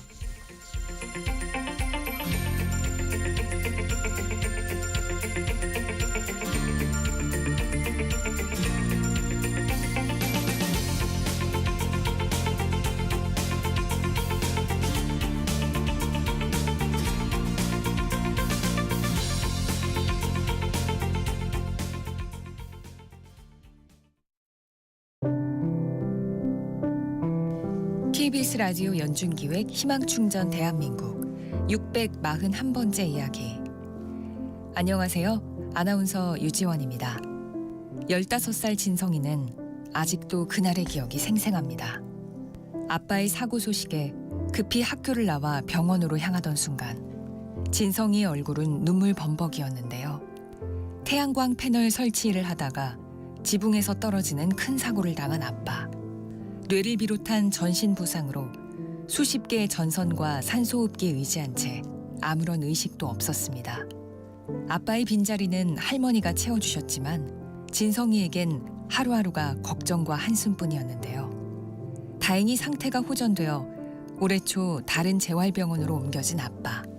하지만 심한 뇌 손상으로 인해 의사소통이 불가능하고 몸의 움직임도 쉽지 않습니다. 언제 끝날지 모르는 길고도 힘겨운 재활의 시간. 매월 수십만 원씩 쌓여가는 병원비에 할머니와 진성이의 마음은 불안하고 막막하기만 합니다. 진성이 가족이 예전의 행복한 시간을 되찾을 수 있도록 여러분이 두 손을 꼭 잡아주세요. 여러분의 따뜻한 손길이 희망의 빛이 됩니다. ARS 060-700-1580 060-700-1580 한 통화 3,000원으로 희망을 선물해 주세요. KBS 라디오 연중기획 희망충전 대한민국은 초록우산 어린이재단, 인탑스 주식회사 그리고 청취자 여러분과 함께합니다. ARS 060-700-1580 한 통화 3,000원입니다.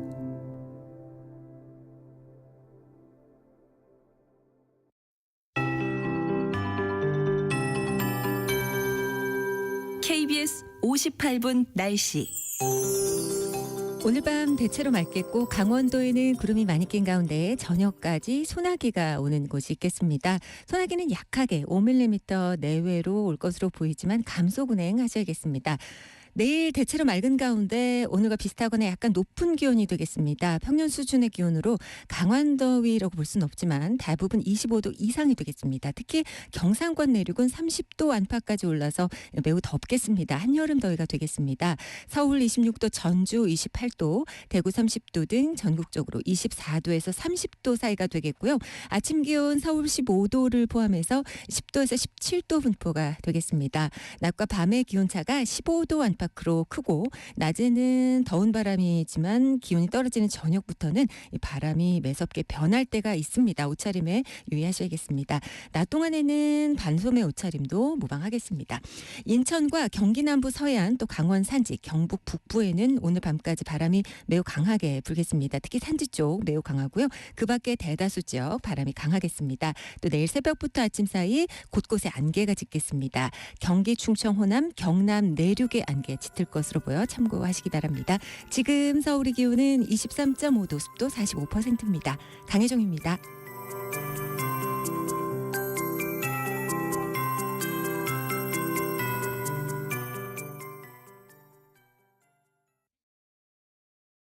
정성을 다하는 국민의 방송 KBS가 6시를 알려드립니다. AM 711kHz, FM 97.3MHz, KBS 1라디오입니다. HLKA.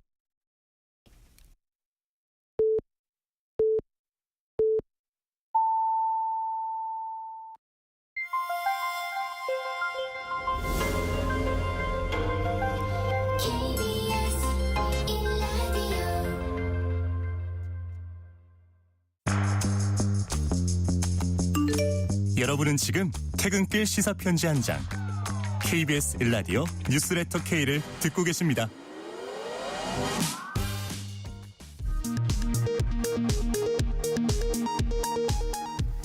이 시각 라디오 정보센터 뉴스입니다. 이재명 대통령이 취임사인 국민께 드리는 말씀에서 모든 국민을 아우르고 섬기는 모두의 대통령이 되겠다고 강조했습니다. 이재명 대통령이 새 정부의 첫 국무총리 후보자로 더불어민주당 김민석 의원을 지명했습니다. 국정원장 후보자로는 이종석 전 통일부 장관이 지명됐습니다.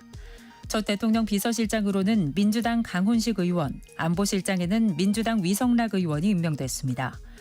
경호처장은 황인권 전 육군대장, 대변인은 강유정 민주당 의원이 각각 임명됐습니다. 이재명 대통령은 취임 첫날인 오늘 첫 행정명령으로 비상경제점검 TF 구성을 지시했습니다.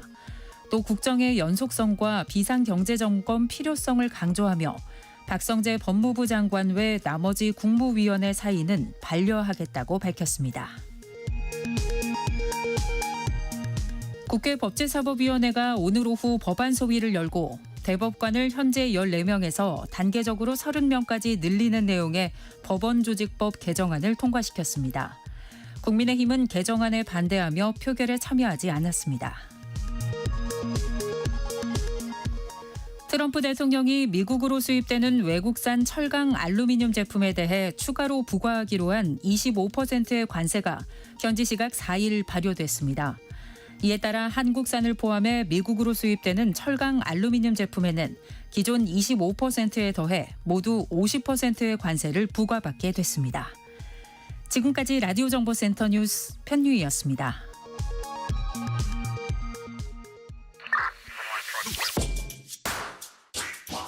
뉴스의 진수를 보여주는 인터뷰, 뉴진수.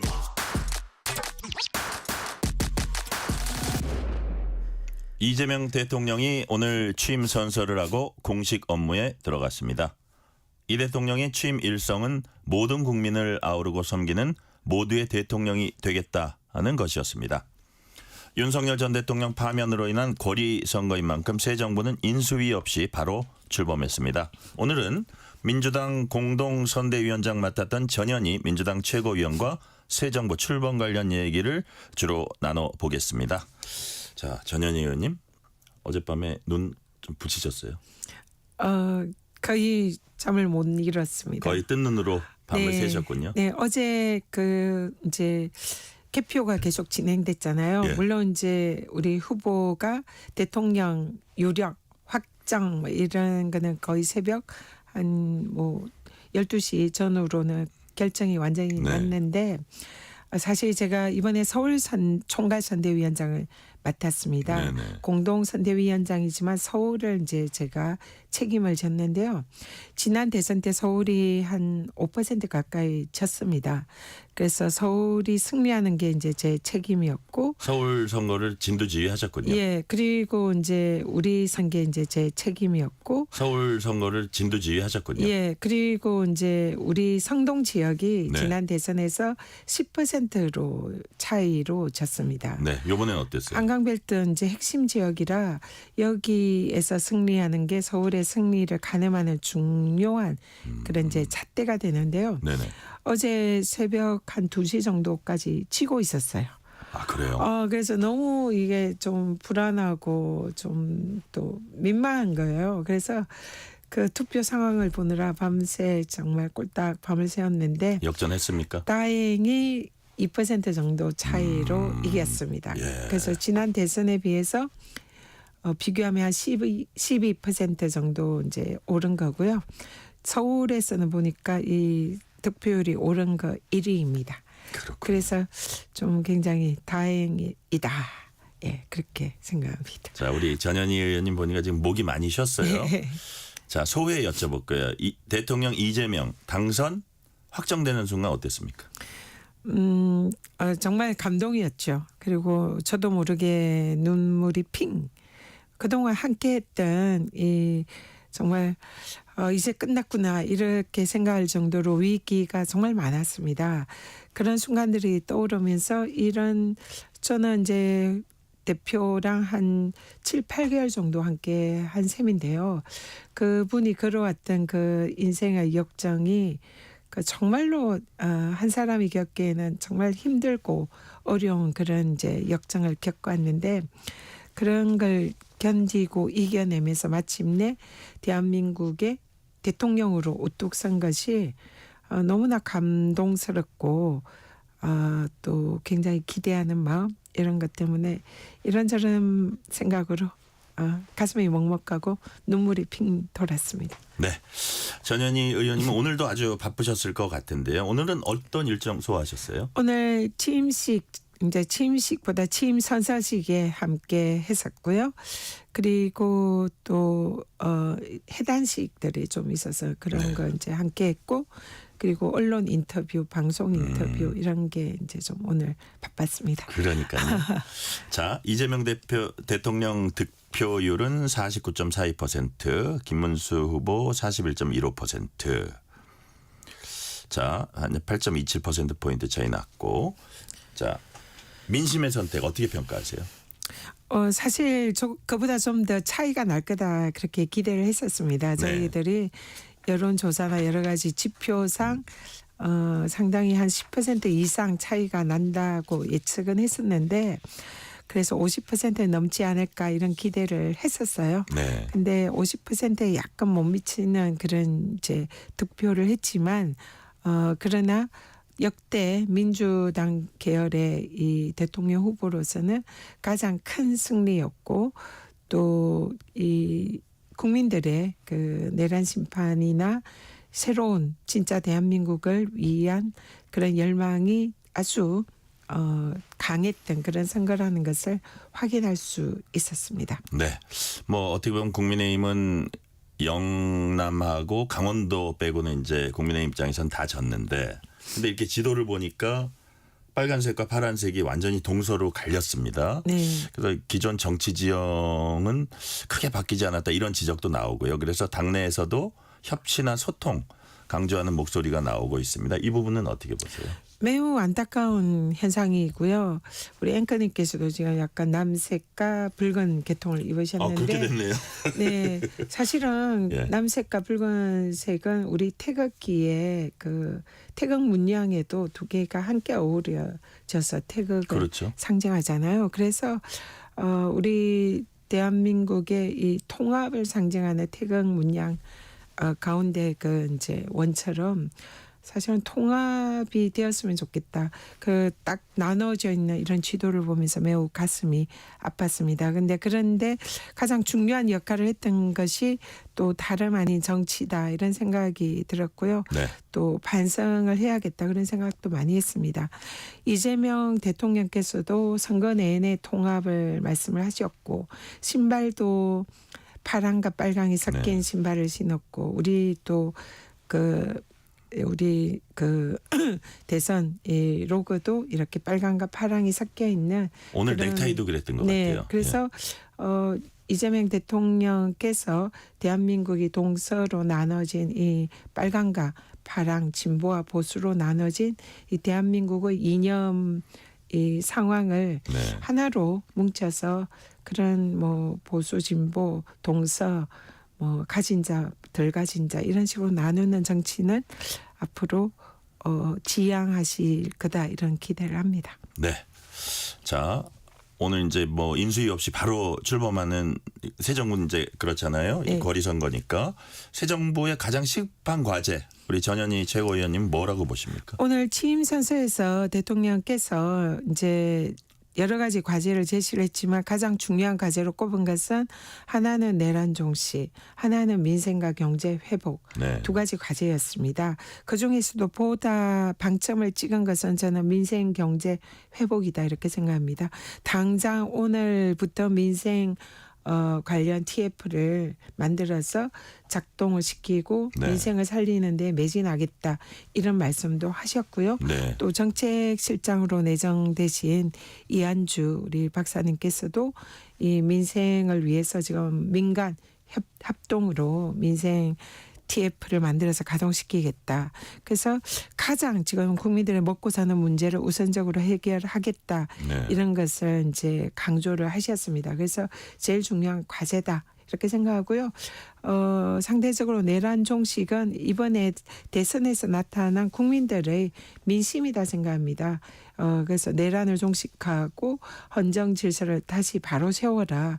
근데 이 과제는 물론 정부에서도 어느 정도 챙겨야 되겠지만 이것은 국회의 과제가 아닌가 생각이 듭니다. 관련 입법이라든지 특검이라든지 내일 이제 아마 내란 특검이 통과될 예정인데요.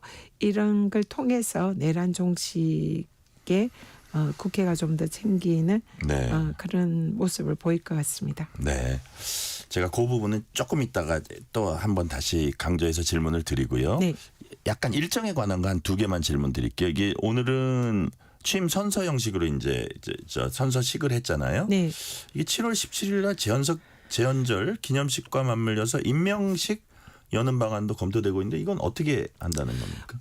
그러니까 이번 제 정부가 인수위도 없이 네. 제대로 된 취임식도 없이 바로 오늘 새벽에 당선이 확정됐는데 오늘부터 바로 실전에 투입되는 그러니까요. 정부잖아요. 예, 예. 그러니까 거창하게 뭐 취임식을 준비하거나 행사를 준비하거나 이럴 겨를 자체가 없고 또 지원하는 그런 인력도 없고 뭐 장관들도 없고 뭐 그런 상황이잖아요. 네네.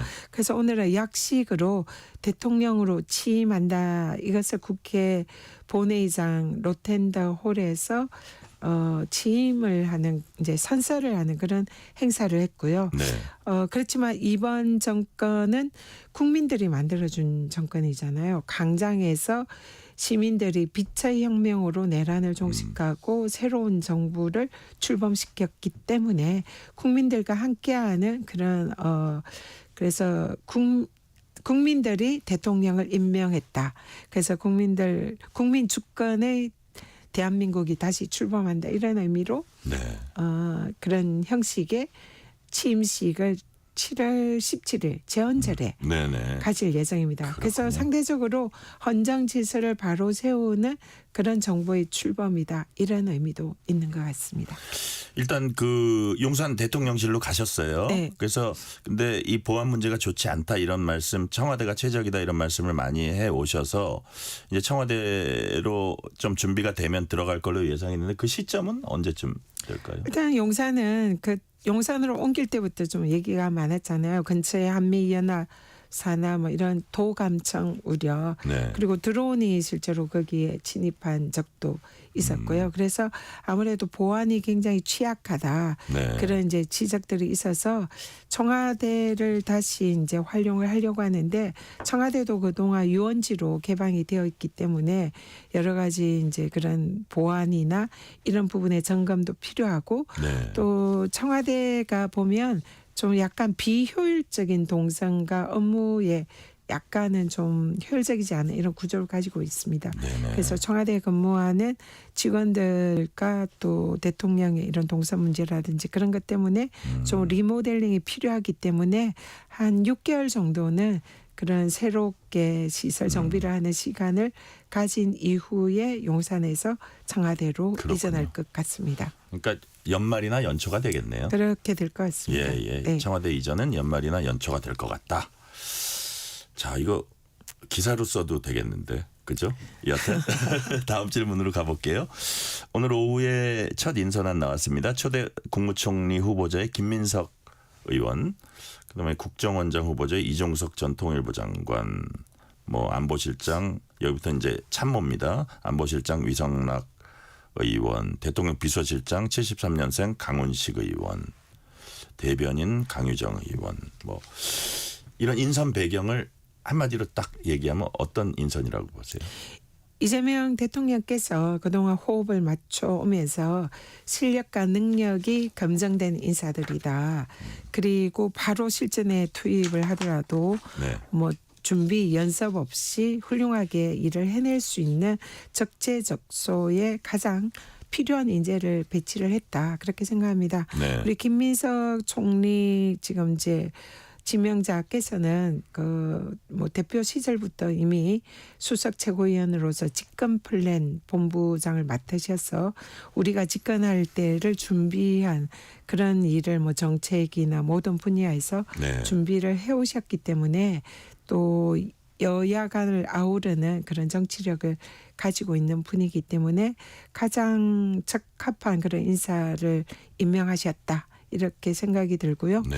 강훈식 비서실장의 경우에는 민주당이 그동안 이제 이른바 친명, 강성 친명으로 이런 이제 개혁 이런 것을 이제 계속 해왔는데 그때마다 이제 약간은 그 온건 합리적인 그런 조언을 대표께 계속 해왔었고 대표가 그 강훈식 의원의 그런 조언을 굉장히 귀담아 듣는 귀하게 생각하는 그런 그랬어요? 이제 그런 의원이었습니다. 그래서 이 균형을 잡아주는 그런 인선이다. 그래서 정부 초기에 굉장히 강공으로 갈 수도 있잖아요.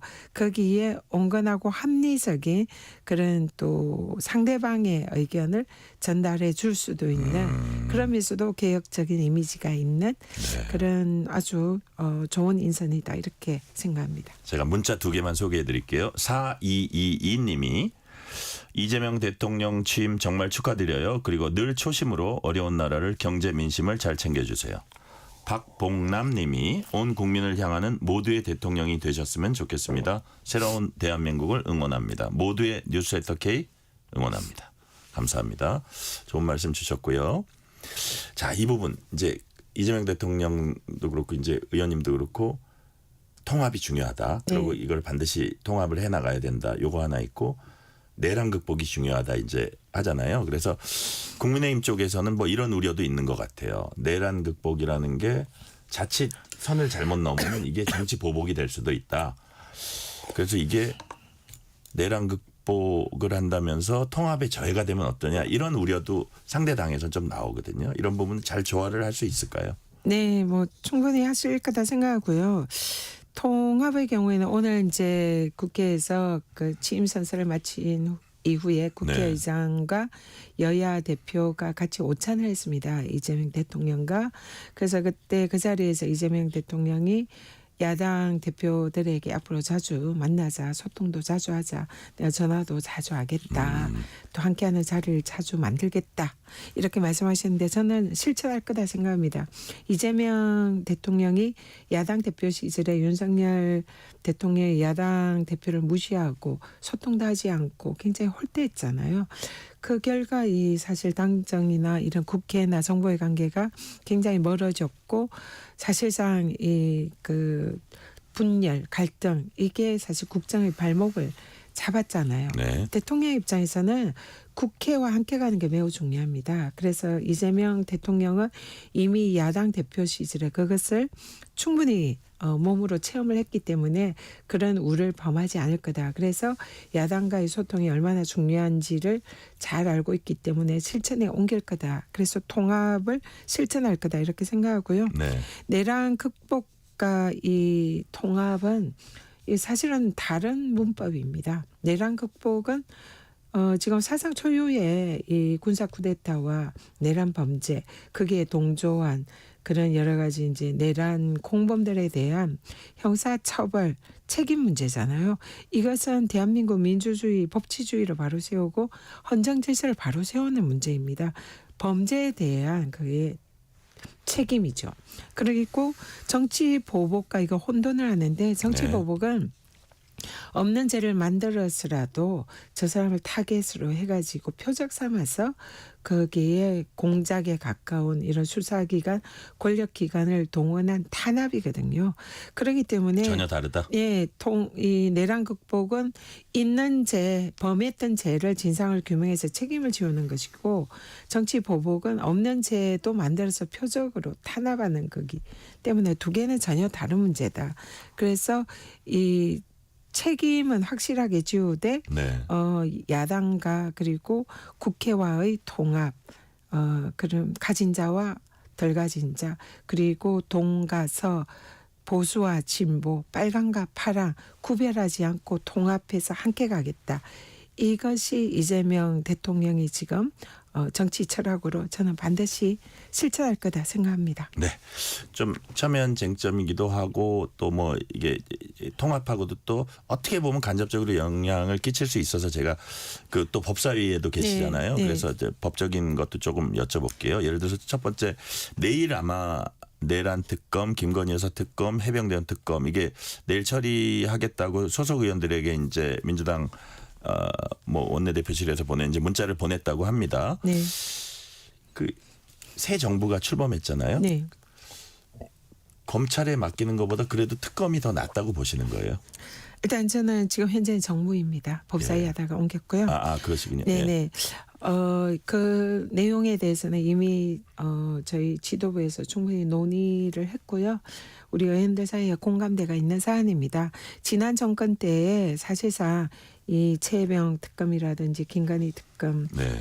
내란 특검은 이제 이번에 그 전 정권 인사들에 대한 거지만 예. 그 부분에 대해서 검찰이 해야 할 일을 하지 않았고요. 오히려 특검청이라는 국민들의 오해를 살 수 있도록 권력청에 대해서 사실상 무혐의나 수사조차 하지 않는 그런 예. 이제 직무유기 행태에 가까운 그런 행태를 했습니다. 그렇기 때문에 검찰에 대해서는 더 이상 이런 최혜병이나 김건희 특검을 김건희 수사를 맡길 수 없다는 걸 자명하고요. 그렇기 때문에 특검을 통해서 거기에 대한 진상규명과 처벌을 해야 된다. 이거는 이미 국민적인 공감대가 있는 사안이고 이번 대선에서 나타난 국민들의 민심이다 이렇게 생각합니다. 그래서 네. 해야 할 바를 신속하게 하는 거고요. 그리고 또 곧 원내 지도부가 교체되기 때문에 이번 지도부가 자신들의 그동안에 이제 남은 숙제를 완성하는 그런 의미도 있다 이렇게 생각합니다. 네. 오늘 그 국회에서 취임 선서식 끝나고 비빔밥 오찬을 했잖아요. 네. 서울 빼고 전국 팔도에 그게 다 들어가 있다 그러더라고요. 네. 자, 근데 거기서 이제 뭐 덕담을 이렇게 쭉 하다가 김용태 국민의힘 비상대책위원장한테 마이크를 줬더니 네. 축하드립니다. 딱 한마디 하고 내일 여당이 본회의에서 처리하려는 공직선거법, 법원조직법 이건 뭐 대법관 증언에 관한 거고 형사소송법 이제 개정안 처리는 매우 심각하게 우려된다 하면서 네. 천하람 개혁신장 원내대표도 이제 비슷한 얘기를 했는데 이게 이제 좀 예를 들어서 대법관 증언의 필요성 이거는 어떻게 보면 좀 그동안 얘기가 없었던 건 아니잖아요. 그래서 네. 조금 더 협치를 한다고 하면은 이런 것들을 조금 더 논의하는 네. 그런 것들도 좀 필요하다고 보지 않으세요? 어떠세요? 네, 일단은 내일은 아까 통과를 바로 시키는 거는 이제 국민적 공감대가 있는 특검법들 네. 통과가 되고요. 그리고 지금 이제 조금 호흡을 가다듬으면서 형소법, 법원 조직법, 이제 기타 개혁 법안은 조금 더 이제 그 공감대나 이런 여러 가지 협의를 통해서 통과를 이제 순차적으로 통과를 시킬 예정입니다. 근데 지금 형소법의 경우에는 이거는 사실은 입법 미비를 해소하는 그런 법이라고 보면 될 것 같습니다. 물론 이재명 대통령에 관련되어 있기도 하지만 네. 현직 대통령에게는 불소추 특권이 있잖아요. 그런데 이 소추의 의미에 기존에 진행되던 형사재판이 포함된다라는 것이 헌법학계의 압도적인 다수설입니다. 제가 직접 국회 도서관에 헌법교과서를 네. 수십 건을 다 찾아봤는데요. 거의 대부분의 헌법교과서, 헌법학자들이 대통령이 되면 기존의 형사재판은 된다라고 그렇게 기술이 돼 있어요. 국정 운영의 안정성 그런 그렇죠. 겁니까? 국가 원수로서 예. 그 국가를 대표하고 또 해외에 뭐 이런 여러 가지 국격에 관한 문제라든지 행정부의 수반이라든지 그리고 무엇보다 국민들이 주권 행사를 해서 그런 형사재판의 문제를 알면서도 대통령으로 뽑았잖아요. 그러면은 대한민국 민주공화국이고 주권자인 국민이 가장 최고의 권력입니다. 네. 그런 국민이 그런 형사재판을 받고 있는 후보를 대통령으로 뽑은 것은 국민의 권력을 우선해야 되는 거죠. 그래서 네. 사법 권력이 이것을 이길 수는 없는 게 이건 헌법학계의 당연한 이론이고요. 근데 여기에 규정이 미비한 겁니다. 그러다 보니까 헌법학계의 압도적인 다수설임에도 불구하고 한 사법부의 판사가 아니야 나는 재판할 거야 이렇게 하면 이거를 사실 막을 방법이 없는 거죠. 그게 주권자인 국민의 뜻을 거스르는 것임에도 불구하고요. 그렇기 때문에 이것을 입법으로 죄송합니다. 아유 예 천천히 물 드시고요. 분명히 해둘 필요가 있기 때문에 그 법에 대해서 이번에 이제 개정안을 내는 것이고요. 네네. 지금 대법관 증오는 이거는 사실 오랫동안 논의되어 있던 사법개혁의 과제입니다. 이거는 민주당 입장에서 대법관을 정원한다고 해서 민주당이 유리하거나 불리하거나 이런 것도 아니고 국민의힘 입장에서도 마찬가지고 그렇지만은 국민의 입장에서는 지금 대법관이 숫자가 적다 보니까 이 대법원의 이 재판이 올라가면 시간이 아주 오래 걸리잖아요. 네. 신속한 재판을 받을 국민의 권리가 침해되고 있습니다. 그리고 대법관들도 일이 너무 많다. 네. 그렇게 늘 호소하고 있잖아요. 그렇기 때문에 여기에 대해서 적정한 수만큼 대법관을 증언시키는 것은 사법부에 대해서도 필요한 일이다. 그래서 이걸 가지고 불필요한 그런 논쟁의 대상으로 삼는 것은 적절하지 않다. 이렇게 생각합니다. 네. 자, 국내적으로는 통합과 민생경제 회복, 그다음에 시급한 과제가 또 외교안보 통상 현안입니다. 트럼프 행정부가 주도하는 관세 전쟁, 한미 동맹 문제 있는데, 자 지금 트럼프 미 대통령과 통화를 아마 외교 파티에서 조율하고 있을 텐데, 네. 양국 간 첫 정상 통화 오늘이나 내일 사이에는 나올 걸로 보세요. 네, 이미 그 미국과 예. 그 대선 도중에도 그 우리 이제 김현종 네. 우리 전 통상교섭본부장. 네. 예. 그래서 또 미국에 가서 이미 소통을 했고요. 우리 후보의 메시지도 전달을 했습니다. 네네. 그리고 오늘 안보실장으로 또 임명되신 위성락 네네. 신임 실장님도 또 미국 통으로서 미국과의 많은 연락 채널을 가지고 있고요. 그래서 아마 물밑에서 지금 진행 중으로 생각을 합니다. 자, 국민의힘은 대선 패배 후폭풍에 쌓여 있고 향후 갈등이 더 노정될 걸로 보입니다. 국민의힘 향후 어떻게 흘러갈 걸로 전망을 하세요?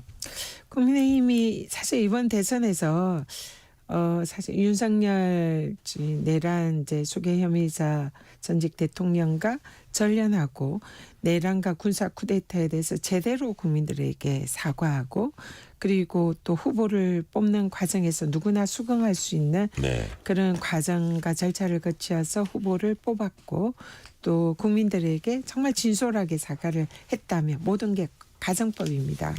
그리고 또 그 과정에서 함께 경쟁했던 후보들을 통합을 하고 함께하고 또 이준석 후보와도 단일화를 하고 그랬으면 사실은 굉장히 위협적이었을 겁니다. 그런데 모든 과정에서 국민의힘은 거꾸로 갔습니다.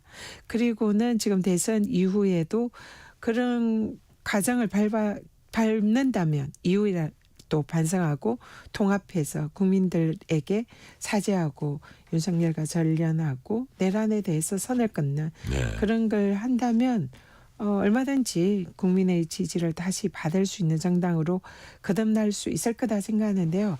지금 하는 행태를 보면 어렵다.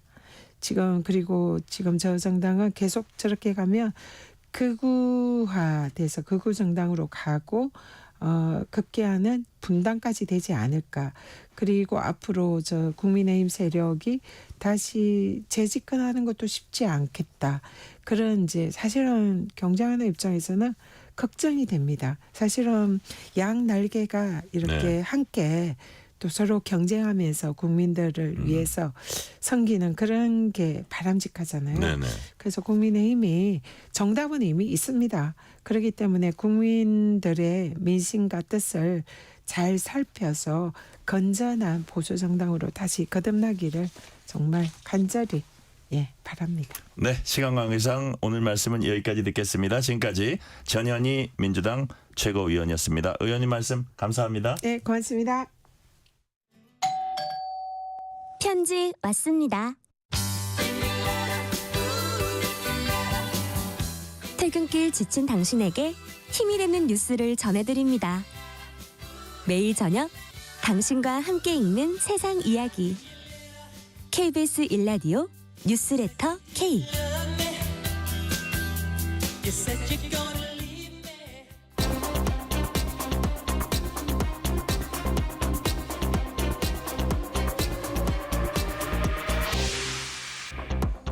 이번 주 가장 뜨거운 뉴스, 화제 소식 쏙쏙 골라서 전해드리는 키워드로 본 지구촌입니다. 오늘도 조윤주 외신캐스터와 함께하겠습니다. 조윤주 캐스터님 어서 오세요. 네, 안녕하세요.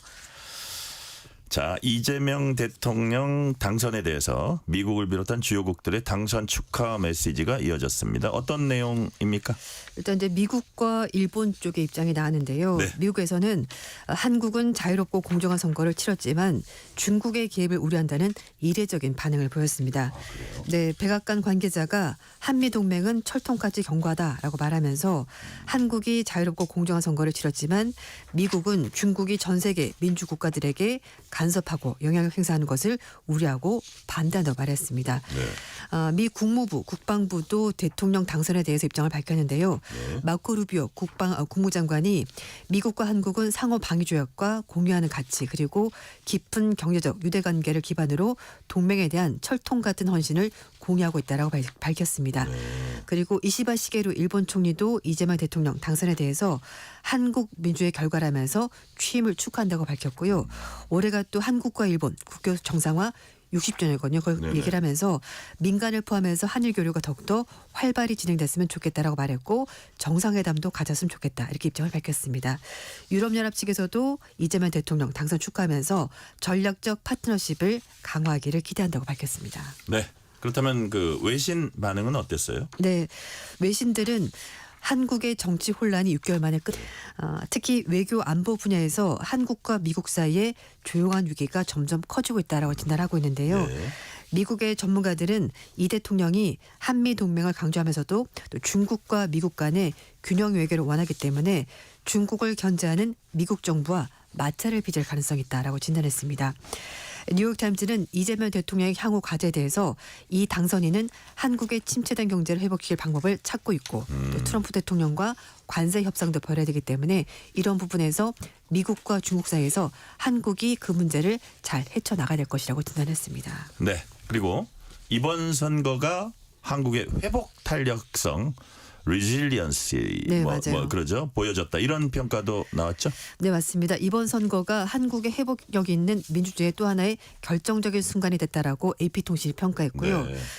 그동안 30년 동안 최고의 투표를 기록한 이번 선거는 지난 몇 달 동안 이어진 한국의 정적 혼란에 마침표를 찍게 됐다라고 평가했습니다. 그리고 영국 일간지 가디언지는 이번 대선을 건전한 민주주의의 증거다라고 평가를 했고요. 네. 그리고 뉴욕타임즈는 더불어민주당이 국회 과반 의석을 가지고 있기 때문에 한국 역사상 가장 강력한 대통령이 탄생한 거라고 설명을 했습니다. 그리고 중국의 환구시보 영문판인 글로벌타임즈는요. 네. 이 대통령을 실용외교 지향적인 인물이다라고 평가를 하면서 앞으로 한국이 한미 동맹과 한미일 협력을 유지하는 가운데 중국과 러시아와의 외교관계 복원 또 북한의 긴장 완화 가능성도 모색게 되는 여러 가지 과제를 안고 있다라고 분석을 했습니다. 네. 주제 바꿔볼게요. 네. 우크라이나가 대규모 드론을 앞세워서 러시아 본토 공군기지를 공격했습니다. 러시아가 큰 피해를 입었다. 대규모 드론을 앞세워서 러시아 본토 공군기지를 공격했습니다. 러시아가 큰 피해를 입었다고요? 네, 그렇습니다. 현지 시각으로 1일인데요. 대규모 드론을 앞장세워서 러시아 본토에 있는 공군기지 자산을 무력화했다고 우크라이나가 주장하자 굉장히 대대적으로 보도가 나왔는데요. 예. 그래서 미국 매체에서는 우크라이나가 전쟁의 규칙을 바꾼 1941년 진주만 공습처럼 보였다라고 얘기를 하고 있습니다. 사실 그때는 전쟁 침략국 일본이 미국을 공격한 사건이기 때문에 이거 좀 부적절하다라고 볼 수 있긴 하겠습니다만 어쨌든 전쟁의 판도를 바꿨기 때문에 그런 비유가 되는 것이고요. 세계 전쟁사에서 기록할 만한 기념비적 사건이다라고 외신들이 보고 있습니다. 일단 이 작전명이 거미집 작전이었는데요. 최종 실행하기까지 무려 1년 6개월 동안 우크라이나가 준비를 했습니다. 젤렌스키 대통령이 직접 지휘를 했다고 하고요. 그리고 이 작전은 바실 말리쿠 우크라이나 보안국 국장이 총괄 지휘했다고 합니다. 우크라이나가 러시아 눈을 피해서 소형 드론을 러시아로 보내기 위해서 화물트로 위장한 차량에 드론을 잔뜩 실어서 최전선까지 이동을 했고요. 예. 거기서 드론을 띄워가지고 그 시베리아 지역에 있는 4개 공군기지를 직접 타격했는데 여기에 러시아의 핵심 자산인 전략 폭격기가 있었고 그게 공격을 받은 겁니다. 예. 그래서 이제 말 그대로 거미집을 통째로 옮겨놓고서는 거미들이 한꺼번에 출격하는 그런 모습을 보여준 건데요. 그래서 또 한편에서는 이게 우크라이나판 트로이 목마다 이렇게까지 얘기를 하고 있습니다. 네, 우크라이나 전문가 군사 전문가 얘기에 따르면 러시아의 전략 폭격기가 120대 정도 있다고 하는데요. 이번에 이 중에서 40대가 공격을 받았다고 합니다. TU-95, 그러니까 투폴레프 이제 이 여러 가지 전략기들이 사실은 지금 러시아에서 생산되지 않은 기종이기 때문에 이번 공격으로 수리도 어렵고 교체가 불가능하기 때문에 상당히 큰 타격을 받았다는 평가가 나오고 있습니다. 네. 자, 일론 머스크 테슬라 CEO가 정부 효율부 수장을 그만두자마자 네. 트럼프 정부의 감세안을 비판했습니다. 구체적으로 뭐라고 말했습니까? 네. 일론 머스크 CEO가 공화당이 제출하고 있는 지출 법안에 대해서 역겹고 혐오스럽다 이렇게 대놓고 공격을 했습니다. 백악관에 있었을 때만 전혀 다른 모습을 보여주고 있는데요. 그러면서 이 법안 때문에 결국 미국이 파산할 수도 있다라면서 미국 시민들이 빚더미 올라앉을 거다라고 주장했습니다. 트럼프 대통령이 1기 행정부 때와 마찬가지로 감세 기조 이어가고 있고요. 국방과 이민 단속 예산은 늘리는 법안이고 이제 사실 말하는 부자 감세까지 여기에 포함이 되어 있었습니다. 트럼프 대통령은 소셜 미디어 트루소셜 통해서 자신의 얘기를 하고 있고 머스크도 역시 SNS 가지고 있기 때문에 X를 통해서 자기 입장 밝히고 있는데요. 머스크는 이 법안에 찬성한 사람들은 부끄러운 줄 알아야 된다라면서 당신들도 잘못한 거 알고 있지 않냐라고 말하면서 국회의원들을 비판했습니다. 머스크는 의회가 미국을 파산시키고 있다면서 이것 때문에 이미 적자가 많은데 적자가 더 늘어날 것이고 미국인들이 결국 감당할 수 없는 빚더미에 올라앉게 될 거라고 경고를 했습니다. 그러면서 2020년 중간선거 있거든요. 그래서 내년 11월 달에 미국인을 배신한 정치인들을 모두 해고하자 이렇게까지 말했습니다. 문제의 법안은 크고 아름다운 법안이다라고 이제 명명이 되어 있는데요. 고소득층에게 세금을 깎아주고 국방비를 늘리고 보건, 교육, 청정에너지 예산은 줄였습니다. 트럼프 정부는 이 법안이 재정 지출을 줄인다라고 얘기를 하고 있습니다만 결과론적으로는 미국 재정 적자가 더 커질 것으로 보이는데요. 네. 이 법안이 사실 논란이 있었기 때문에 하원에서 한 표 차로 가까스로 통과가 됐고요. 지금 상원에서는 다음 달 통과를 목표로 트럼프 정부가 이 법안을 밀어붙이고 있습니다. 일단 트럼프 정책으로 자기 좀 기업이 손해를 봐서 그런 거 아닌가 그런 생각도 것도 드는데 있을 수 있습니다. 그러니까요. 네. 백악관 반응은 나왔어요? 일단 뭐 백악관은 괜찮은 척 하긴 합니다만 속으로 네. 굉장히 당황스러워하고 있다고 하는데요. 뭐 이 마이크 존스 하원 의장도 네. 내 친구는 일론이 좀 뭔가 잘못 생각하는 것 같다라 말하면서 설명을 충분히 해줬는데 이해를 못한 것 같다라면서 실망스럽다라 말했습니다. 잠깐 짚어주셨습니다만 트럼프 정부가 사실상 이제 머스크를 뭐 쫓아냈다 이런 얘기까지 나오고 있는데 네. 스타링크 위성 시스템을 국가 항공망에 도입하려고 했다가 지금 통과가 되지 못했고요. 예. 또 머스크가 이제 전기차 업체를 운영하고 있는데 괜찮다고 말하긴 합니다만 어쨌든 그렇군요. 트럼프 정부 정책 때문에 이래저래 손해를 보면서 어쨌든 트럼프 대통령과 일론 머스크 사이가 확실히 틀어진 거는 분명한 것 같습니다. 그러니까요. 네. 뭐 시간이 거의 다 되긴 하는데 짧게 질문 2개 드릴게요. 베트남 정부가 37년 동안 유지했던 두 자녀 정책 폐기했습니다. 이거 어떤 내용이에요? 네. 사실 그동안에 베트남 인구가 계속 늘어나면서 네. 자녀를 2명까지만 낳으십시오라고 정책을 유지했었는데요. 그런데 그렇군요.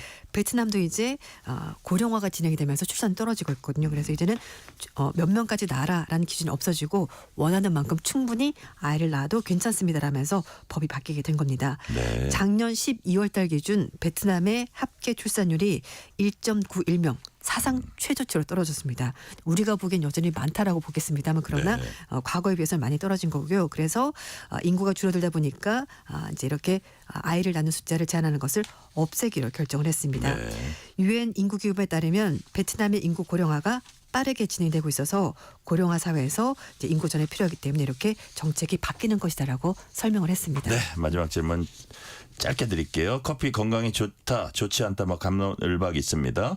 근데 적정량의 커피 여성 건강에 도움된다 연구 결과가 나왔습니다. 어디 연구팀의 연구예요? 미국 하버드대학교 공중보건대학원이 연구한 내용인데요. 네. 간호사들의 건강 연구 자료를 가지고 조사를 해봤는데 데이터는 47,000명 됩니다. 그래서 하루에 작은 잔으로 커피 3잔, 큰 잔이라면 2잔 정도 마시게 되면은 뭐 암이나 뇌졸중, 제형 당뇨병 이런 거 없이 네. 건강하게 나이 들 수 있다고 하니까요. 커피 마실 때 너무 좀 부담 가지지 마시고 3잔 정도 괜찮다고 하니까 드시면 될 것 같은데 문제는 커피만 마시는 게 되는 게 아니고요. 네. 식생활 건강을 잘 유지하시고 운동도 잘 하시면서 커피를 마시면 도움이 된다라는 겁니다. 그러니까 그렇군요. 단지 커피만 마셔서 절대 이렇게 되는 게 아니고요. 운동도 하면서 네. 커피 마셔라. 네. 는 말씀까지 오늘 듣겠습니다. 지금까지 키워드로 본 지구촌 조윤주 외신 캐스터였습니다. 말씀 감사합니다. 네, 감사합니다.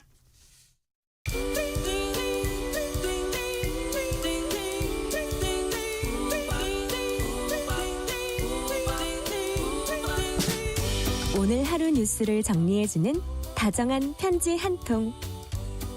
KBS 일라디오 뉴스레터 K.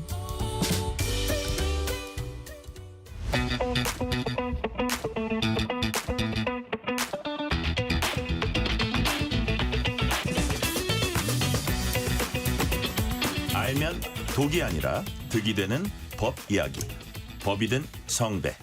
매주 수요일 깊이 있는 법 지식 잔에 꽉꽉 채워서 쉽게 풀어주는 분입니다. 오늘도 박성배 변호사 나오셨습니다. 박성배 변호사님 어서 오세요. 안녕하세요. 법이든 성배 박성배 변호사입니다.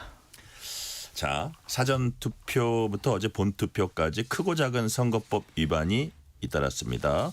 먼저 제주도에선 이미 사전투표를 했던 투표자가 또 본투표를 하려다가 적발이 됐죠. 제주도 선관위가 사전 투표에 이미 참여했음에도 불구하고 다시 네. 본투표에서 투표를 시도한 A씨 등 2명에 대해서 공직선거법 위반 혐의로 경찰에 고발을 했습니다. 사전 투표 제도가 도입되니까 이런 네. 일도 벌어지는데 A씨는 어제 오전 6시 50분경 제주도의 한 투표소에서 투표를 하려다가 신분을 확인하던 투표 사무원에게 적발됐습니다. B씨도 또 다른 투표소에서 어제 오전 8시쯤 이중 투표를 하려다가 적발된 상황인데 이와 같은 일에 대해서 제주도 선관위는 공정한 투표 질서를 방해하는 행위 엄중하게 조치할 계획이라고 밝혔습니다. 자, 엄중한 조치 말씀하셨는데 이렇게 이중 투표 시도하게 되면 어떤 처벌을 받게 돼요? 공직선거법은 투표 관련 공무원을 폭행 또는 협박하는 행위도 처벌하지만 사위 투표죄라고 해서 속여서 투표를 시도하는 행위도 처벌하는 사위 투표죄 규정을 따로 두고 있습니다. 전형적인 행위는 성명을 사칭하거나 신분증 위 변조하는 행위인데 이 사안처럼 이미 투표를 했음에도 불구하고 또다시 투표를 시도하는 등 기타 여러 형태로 속이는 행위도 처벌 규정에 포섭된다고 할 수 있습니다. 뿐만 아니라 공직선거법은 투표소 등의 출입 제한 규정도 따로 두고 있는데 투표하려는 선거인 또는 투표 사무 관계자 등을 제외하고는 누구든지 투표소에 출입할 수 없도록 하고 있습니다. 이미 사전 투표를 마친 선거인이라면 본 투표 때 이 투표소에 출입하지 못하는 이상 이 규정도 동시에 적용될 가능성을 배제하지 못합니다. 사전투표 땐 선거 사무원이 남편 명의로 대리 투표했다가 적발됐고 결국 구속됐습니다. 남편과 공모했냐 이렇게 질문을 받고는 아니라고 답했지만 남편도 수사 대상에 올라 있다고 하고요. 만약에 공모를 한 거라면 어떤 처벌을 받게 돼요? 60대 선거 사무원 여성이 앞서 설명해드렸던 사위 투표죄로 구속됐습니다. 증거인멸 또는 도주 우려가 있다는 취지로 구속영장이 발부되었고 참고로 이 선거 사무원은 선거 사무와 관계 있는 공무원이라 가중 처벌 규정이 적용됩니다. 7년 이하의 징역에 처해지고 벌금형은 별도로 존재하지 않습니다. 이 여성은 보건소 공무원이었고 선거 사무시에는 선거 사무를 담당하는 공무원으로 일을 해오던 상황이라 아마 가중 처벌 규정이 적용될 가능성이 상당히 높습니다. 이 선관위는 남편도 수사 대상에 올리고 있습니다. 즉 남편도 수사 의뢰를 해둔 상황인데 남편의 신분증을 사용한 만큼 공모 가능성을 배제하지 못합니다. 이 남편도 이와 같은 사실을 인지하고 있었던 상황이라면 이 여성과 동일한 처벌을 받게 됩니다. 공모 형태이므로 선거 사무와 관계 있는 공무원 처벌 규정을 그대로 적용받게 됩니다. 몰랐다는 게 인정되면 이거 처벌할 수는 없잖아요. 몰랐다는 게 인정된다면 처벌할 수 없습니다. 그렇죠. 아마 경찰이 수사하는 과정에서 아내와 남편과의 대화 내역과 사건 전반의 상황을 짚어볼 터인데 남편이 실제로 그와 같은 사정을 인지하지 못했고 자신의 신분증을 아내가 사용했다는 사실조차도 모르는 상황이었다면 남편에게는 처벌 규정을 적용할 수 없습니다. 참고로 그 투표 결과는 어떻게 되는가? 선관위 설명에 따르면 남편 대리 투표한 투표를 무효로 돌리기는 어려운 상황이라고 합니다. 이미 기표함에 투입된 이상 어떤 투표용지가 남편 명의 투표용지인지 구별하기 어렵다는 이유라고 합니다. 네. 자, 투표용지를 촬영하면 안 되는데 몰래 촬영하는 분들 계시고 심지어 촬영하고 SNS에 이제 공유하기도 하고요. 이런 경우에는 어떤 처벌을 받게 됩니까? 이번 선거에서도 전남도 선관위가 사전 투표 과정에서 자신의 투표용지를 촬영하고 이를 SNS로 전송한 선거인을 경찰에 고발한 사건이 있었습니다. 공직선거법상 누구든지 기표소 안에서는 투표지를 촬영할 수 없고 이를 위반한 경우에는 2년 이하의 징역 또는 400만 원 이하의 벌금에 처하도록 하고 있습니다. 뿐만 아니라 이 선거인은 기표한 투표지를 공개할 수 없고 이를 위반한 경우에는 3년 이하의 징역 또는 600만 원 이하의 벌금에 처합니다. 그럼에도 불구하고 매 선거 때마다 이와 같은 일이 벌어지는데 이 투표용지 촬영 행위에 대해서 법원은 다수의 사례에서 벌금형 부과에 그치고 있습니다. 징역형을 선고한 경우는 드물다고 할 수 있는데 2021년에는 19대 총선 당시 기표하지 않은 투표용지를 촬영해서 SNS에 올린 피고인에 대해 벌금 30만 원이 선고된 바 있고 2023년 8회 지방선거 때에는 교육감 후보 기표 후에 투표지를 촬영해서 온라인에 게시한 자에게 벌금 50만 원이 선고된 바가 있습니다. 참고로 기표한 투표지를 공개한 경우에는 공직선거법상 그 투표지는 무효로 귀결됩니다. 어디서 찾아요? 근데 그거를 하나를 제하는 거예요? 만약 그 공개하는 과정에서 발각될 경우에는 무효로 귀결되는 것이고 이미 기표함에 들어간 경우에는 현실적으로 찾을 수 없습니다. 그런 말씀이시군요. 자, 시민단체가 사전투표 부실 관리 논란과 관련해서 선관위 관계자 10여 명 검찰에 고발했습니다. 고발 대상인 지역선관위원장과 선관위 사무처장, 국장급 관계자들 포함되어 있다는데 관리 책임이 있는지 들여다보는 겁니까? 시민단체가 1일에 서울시 선관위원장, 경기도 선관위원장, 선관위 사무처장, 국장 등 선관위 관계자 16명을 무더기로 서울중앙지검에 직무유기 등 혐의로 고발했습니다. 참고로 시도의회 선관위원장은 지방법원장이 맡고 있고 구시군의 선관위원장은 지원장 또는 지방법원 부장판사가 맡고 있습니다. 즉 판사가 하다가 선관위 업무도 겸유하게 되는데 이에 따라서 고발 대상에 법관이 대거 포함된 상황입니다. 앞서 설명해드렸던 투표 사무원이 남편 신분증으로 대리 투표를 한 사실관계가 밝혀지자 시민야체가 적극적으로 고발에 나선 것인데 아마 경찰이 수사하는 과정에서 사안별로 사건을 살펴볼 것입니다. 아마 추정컨대는 직접 이 선거 사무를 관리한 관리자 나아가서 직근 상급자에 한해서 수사가 이루어질 것으로 보이고 더 나아가서 서울시 선관위원장이나 경기도 선관위원장까지 수사가 이루어질 가능성은 낮아 보입니다. 그렇지만 투표 관리에 대해서 엄격한 시선과 잣대를 들이대기 시작한 시점이 이미 올해입니다. 우리나라 유권자들이 그 시선을 상당히 높게 설정해 두고 있고 특히 사전투표, 본투표가 분리되어 있는 만큼 그 잣대가 상당히 높아져 있습니다. 선관위가 이 시선과 잣대 충분히 맞추어 내기 위한 노력을 경주해야 할 것 같습니다. 네, 선관위의 공신력 회복 필요하다는 말씀이셨고요. 이번에 주제를 바꿔서 지난 주말에 일어난 서울 지하철 5호선 방화 사건 얘기해 보겠습니다. 구속된 피의자 원모 씨 왜 불질렀냐고 물었더니 이혼 소송 때문이다라고 했어요. 원 씨가 지난달 31일 오전에 서울 지하철 5호선에서 인화성 액체를 뿌리고 옷가지에 불을 붙여 방화한 혐의를 받고 있습니다. 당시 약 400명 정도의 승객이 탑승해 있었고 23명이 경상을 입고 129명이 현장에서 처치를 받았습니다. 지하철 한량이 소실되고 2량이 그른 피해를 입으면서 재산상 손해액은 3억 3천만 원 정도로 예상되는데 원 씨는 이혼 소송 결과에 불만이 있어서 불을 질렀고 범행했을 휘발유도 2주 전 주유소에서 구입했다고 진술한 것으로 전해지고 있습니다. 원 씨의 형이라고 주장하는 남성도 이 원 씨는 택시 운전사였고 최근 이혼 소송 결과 위자료가 너무 많게 책정돼서 불만이 많았다는 취지로 주장했습니다. 네, 이럴 경우에 처벌 수위 어느 정도 될까요? 현존 전차 방화 치상 혐의가 적용됩니다. 이 혐의는 법정형 자체가 무기 또는 5년 이상의 징역으로 상당히 무겁습니다.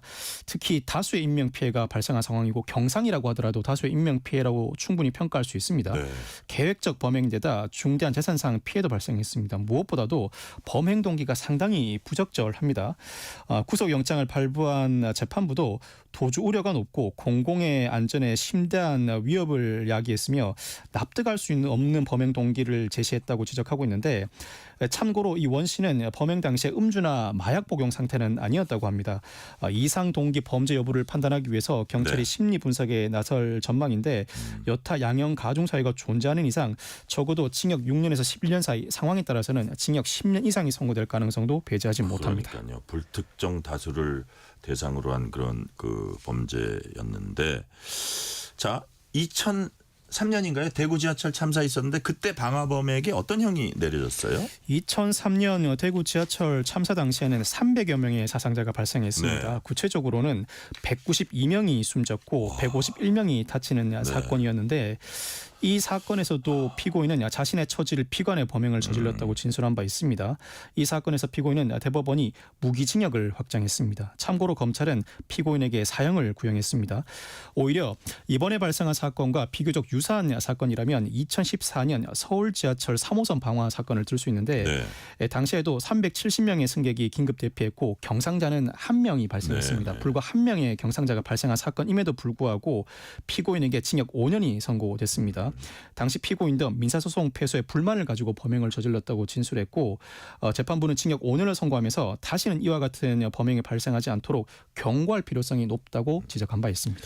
그러니까 이제 이번에는 사망자는 안 나왔잖아요. 만약에 사망자가 나오거나 이랬으면 다시 말해서 인명 피해 상황이 처벌 수위에도 영향을 미칩니까? 실제로 인명 피해 상황이 처벌 수위에 영향을 미치는데 사망자가 발생했다면 징역 20년, 30년 이상이 선고될 가능성을 배제하지 못했을 것입니다. 그럼에도 불구하고 경상자만 다수 발생한 상황이라고 하더라도 이 사건은 단순히 징역 5년 정도로 가름할 수 있는 사건이 아닙니다. 징역 10년 이상 선고가 점쳐지는데 그 이유가 심각한 사상자가 발생하지 않은 이유는 피고인의 행위가 아니라 시민들과 기관사 등의 행위에 기인하였기 때문입니다. 이 사건에서는 시민들이 신속하게 신고를 단행하기도 했고 상당히 침착하게 대처했습니다. 이 의자 하단에 있는 비상 개폐 장치를 이용해서 문을 신속하게 열었고 상당히 질서 있게 터널에서 한 줄로 대피하는 모습을 보였습니다. 또 기관사도 즉시 지하철을 정차하고 승객들과 같이 소화기로 자체 소화를 단행함으로써 소방 당국의 현장에 출동했을 때 이미 진화는 마친 상태였습니다. 그리고 2003년 대구 지하철 참사 이후로 서울교통공사도 전동차 내 불연성 소재로 다수의 시설을 교체함으로써 방화의 확대를 막은 상황이 겹쳐지면서 실제로 중상자가 발생하지 않았습니다만 이와 같은 일련의 조치가 없었다면 다수의 중상자가 발생할 수 있던 사안인 만큼 실제 중상자가 발생했는지 여부를 불문하고 엄한 처벌은 불가피한 상황이라고 할 수 있습니다. 그러니까요. 자, 또 뭐 사전에 범행 도구 준비한 정황도 해서 뭐 계획성 범죄 아니냐. 그래서 만약에 이거 인정되면 더 가중될 것 같고 그렇습니다. 또 이런 가운데 또 이제 재산 피해가 3억 원이 넘는다고 해요. 그래서 네네. 서울교통공사가 손해배상 청구할지 이제 검토하고 있고 구상권 청구하면 피해자가 피해 모두 물어내야 됩니까? 이건 어떻게 돼요? 일단 서울교통공사 측은 지하철 자체의 손실로 인한 손해액을 3억 3천만 원 정도로 추정하고 직접 손해배상을 강구하는 방법을 고민하고 있다고 합니다. 뿐만 아니라 치료비나 위자료를 청구해야 할 피해자들도 다수 존재하죠. 그런데 아마 추정컨대는 서울교통공사나 피해자들이 이 피고인을 상대로 직접 손해배상 청구 소송을 제기하기보다는 보험사로부터 온전한 배상을 받고 보험사가 구상권 행사에 나설 가능성이 상당히 높아 보입니다. 서울교통공사는 단체 상해보험이나 영업배상 책임보험, 손해보험에 다수 가입되어 있는 상황입니다. 자체 지하철 손상이나 피해자들에게 배상해야 할 배상금을 보험사가 대신 모두 배상한 이후에 보험사가 나서서 피고인에게 구상권을 행사할 것으로 보이고 아마 피고인에게 구상권을 행사한다면 피고인의 자력 여부와 별개로 피고인은 모든 손해를 배상할 의무를 부담한다고 할 수 있습니다. 네. 마지막 질문 드릴게요. 아까 이제 시민들의 신속한 대응 말씀하셨잖아요. 뭐 한 남성은 소화기 들고 불 끄고 뭐 기관사도 같이 와가지고 잔불 정리하고 아니 이런 분들한테는 정말 무슨 보상을 해줘야 되는 게 아니냐 이런 생각도 드는데 제도적으로 가능합니까? 흔히 떠올릴 수 있는 법률이 의사상자법인데 사실 의사상자법은 남을 구하다가 죽거나 다친 경우에 보상하는 제도입니다.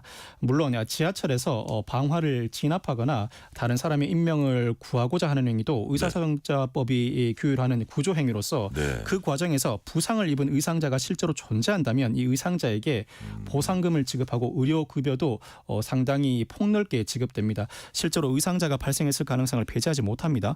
그렇지만 남을 구하다 이 사건에서 실제로 다친 사람이 존재하지 않는다고 하더라도 서울교통공사는 자체적으로 의인 포상 제도를 운영하고 있습니다. 즉 지하철 내에서 방화, 진압 등에 나서다가 다치지 않는다고 하더라도 방화, 진압에 혁혁한 공을 세운 이에게 의인으로 지정해서 포상금을 지급하는 제도를 두고 있는데 상반기 한 번, 하반기 한 번 의인을 지명하는 절차를 밟는다고 합니다.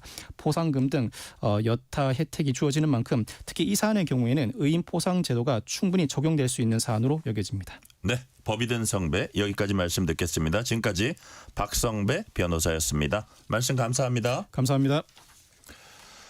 오늘 뉴스레터 K는 여기까지입니다. 커피 쿠폰 당첨자 명단은 뉴스레터 K 홈페이지 확인해 주시고요. 오늘 끝곡은 보니 타일러의 Holding Out for a Hero 듣겠습니다.